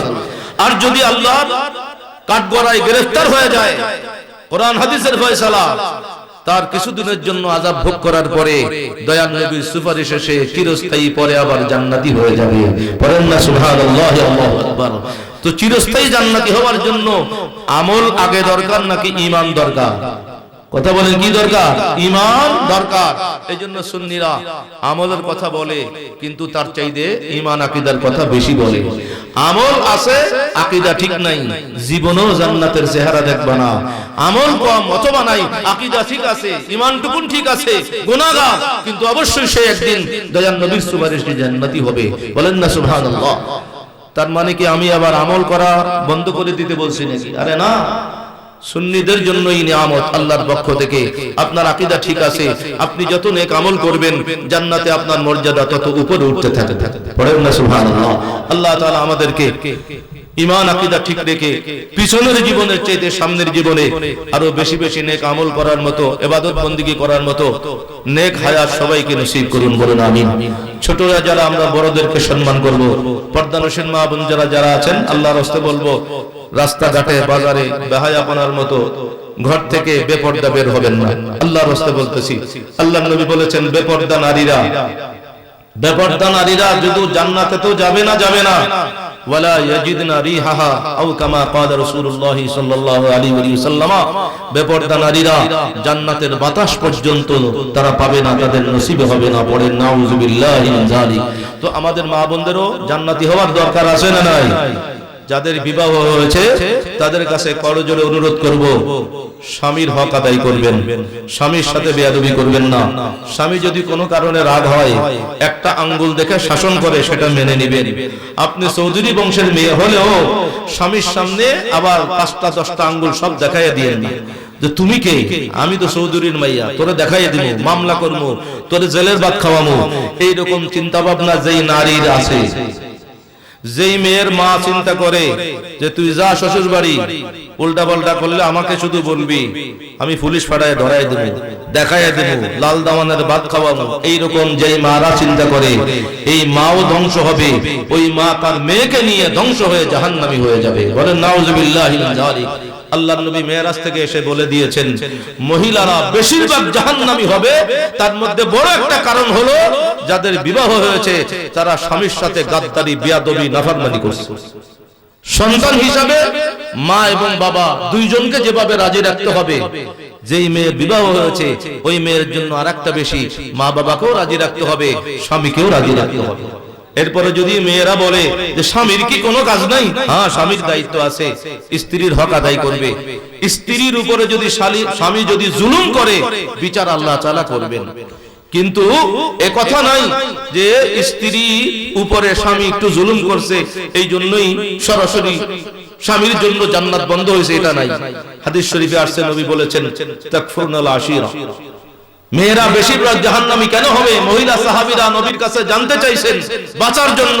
তখন নবী বলেছেন, তোমাদের মেয়েরা বেশিরভাগ স্বামীদের সাথে বেয়াদবি করবে, তাদের নাফরমানি করবে, তাদের নিয়ামতের অস্বীকার করবে, এই জন্য তারা বেশিরভাগ জাহান্নামী হয়ে যাবে। আমাদের মা বোনরা জাহান্নামে যাক সেটা আমরা চাই না। ঘরে ঘরে অশান্তির পেছনে কারণ একটাই, স্বামীর সাথে বেয়াদবি করে, স্বামীকে সম্মান করে না। স্বামীর জায়গা স্ত্রীর চাইতে উপরে না নিচে? অনেকে বলবে আবার একেবারে বরাবর না, একেবারে বরাবর না। স্বামীকে খুশি করতে হবে। আল্লাহর নবীর স্ত্রী উম্মে সালমা রাদিয়াল্লাহু তাআলা আনহা সহ অনেক সাহাবীরা বর্ণনা করেছেন, আল্লাহর হাবিব বলেছেন, এমন অনেক স্ত্রী আছে যারা মারা গেছে, স্বামী জীবিত আছে। নবী বলতেছেন, মারা যাওয়ার পরে যে স্ত্রীর জন্য স্বামী কাঁদতেছে, আল্লাহর কাছে বলতেছে, আমার স্ত্রী তো বড় ভালো ছিল। যে স্ত্রী স্বামীর মন জয় করে মারা গেল, নবী বললেন, তোরা জানবি সে মারা গেল, আর আমি নবী জানাই দিলাম সে জান্নাতে ঢুকে গেল। বলেন না সুবহানাল্লাহ। আইয়ুমা ইমরাআতিন মাতাত ওয়া যাওজুহা রাদিন দাখালাতিল জান্নাতা আও কামা ক্বালা রাসূলুল্লাহ সাল্লাল্লাহু আলাইহি ওয়াসাল্লাম। সুতরাং পর্দানশীল মা বোনেরা, যাদের বিবাহ হয়েছে স্বামীর হক আদায় করুন। জান্নাতে যেতে হলে স্বামীর সাথে বেয়াদবি করবেন না, স্বামীর মা বাবাকে সম্মান করুন, স্বামীরা স্ত্রীদের হক আদায় করবেন। প্রিয় হাজিরিন মুসল্লিনে কেরাম, ছোটরা যারা আছে তারা মুরব্বিদেরকে সম্মান করবে। মুরব্বিদেরকে সম্মান করলেই নবীর উম্মতের সীমানায় জায়গা হবে, না হলে নবীর উম্মতের সীমানায় জায়গা পাওয়া যাবে না। আল্লাহ আযজা ওয়া জাল্লা আমাদেরকে আল্লাহ রাসূলের ফরমান মনে রেখে আমল করে গাউসে পাকের ভক্ত অনুরক্ত হিসেবে সবাইকে জান্নাতের মেহমান হিসেবে যেন কবুল করেন। আমিন। মুত্তাকিন সাল্লাল্লাহু আলাইহি على حبيبك الكريم والصلاة والسلام على أشرف الأنبياء والمرسلين وسيد الأنبياء والمرسلين وإمام الأنبياء والمرسلين وعلى آله الطيبين الطاهرين وأزواجه الطاهرات وأصحابه النبيين المهديين ومن والاه رضوان الله تعالى عليهم أجمعين وسلم عليه تسليما كثيرا مزيدا طيبا مباركا فيه يا رب العالمين। রব্বুল আলামিন মহিয়ান গরিয়ান সর্বশক্তিমান দয়াবান মেহেরবান মাওলা, আল্লাহ আমরা পাপী তাপী গুনাহগার না, তোমার কুদরতি চোখের সামনে হাজির আছি আল্লাহ। আল্লাহ তোমার হাবিব রাহমাতুল লিল আলামিনের দুরূদ সালামের উসিলা নিয়া তোমার দয়ার দুয়ারে ভিখারির মতো হাত পাতাইছি। আল্লাহ তুমি মেহেরবানি করে এই মাহফিলের সাথে যারা যেভাবে শরীক শামিল হয়েছেন, আল্লাহ দেশ থেকে বিদেশ থেকে পবিত্র গিয়ারি শরীফকে মহব্বত করে টাকা পয়সা দিয়ে আয় আল্লাহ অংশগ্রহণ করেছেন, দোয়া চেয়েছেন। আল্লাহ অনেকে অসুস্থ রয়েছেন, আল্লাহ আপনি আলিমুন বিদাতিস সুদূর, আপনার অজানা কিছু নাই আল্লাহ। আল্লাহ আপনি মেহেরবানি করে আপনার হাবিবের বংশধর অলিকুল সম্রাট বড় পীর আব্দুল কাদের জিলানী গিলানী আল হাসানী ওয়াল হুসাইনী রাদিয়াল্লাহু তাআলা আনহুর স্মরণের এই মাহফিলকে সবার পক্ষ থেকে দয়ার দরবারে কবুল করে নেন ইয়া আল্লাহ। আমরা সবাই আপনার কাছে ক্ষমা ভিক্ষা চাই, আপনার হাবিবের উসিলা নিয়ে আমরা ক্ষমা চাই। জীবনে যত গুনাহ করেছি জানা বাজানা সগীরা কবিরা, আল্লাহ আমাদের সবার জীবনের সব গুনাহ খাতা maaf করে দেন মাওলা। আল্লাহ আমাদের প্রাণের আম্মা আব্বার জিন্দেগির तमाम গুনাহ maaf করে দেন মাওলা। আল্লাহ আমাদের ভাই বোন আপনজন আত্মীয় স্বজন বন্ধু বান্ধব আমাদের হকদার পীর ভাই বোন সহ নবীর সকল উম্মত আশিক রাসূল ঈমানদার নারী পুরুষ জিন্দা মুর্দা সবার জীবনের সব গুনাহ খাতা maaf করে দাও রব্বুল আলামিন। মেহেরবান মাওলা, আল্লাহ আমি গুনাহগার ওলামায়ে কেরামরা রয়েছেন, দাড়ি পাকা মুরব্বিরা রয়েছেন মাওলা।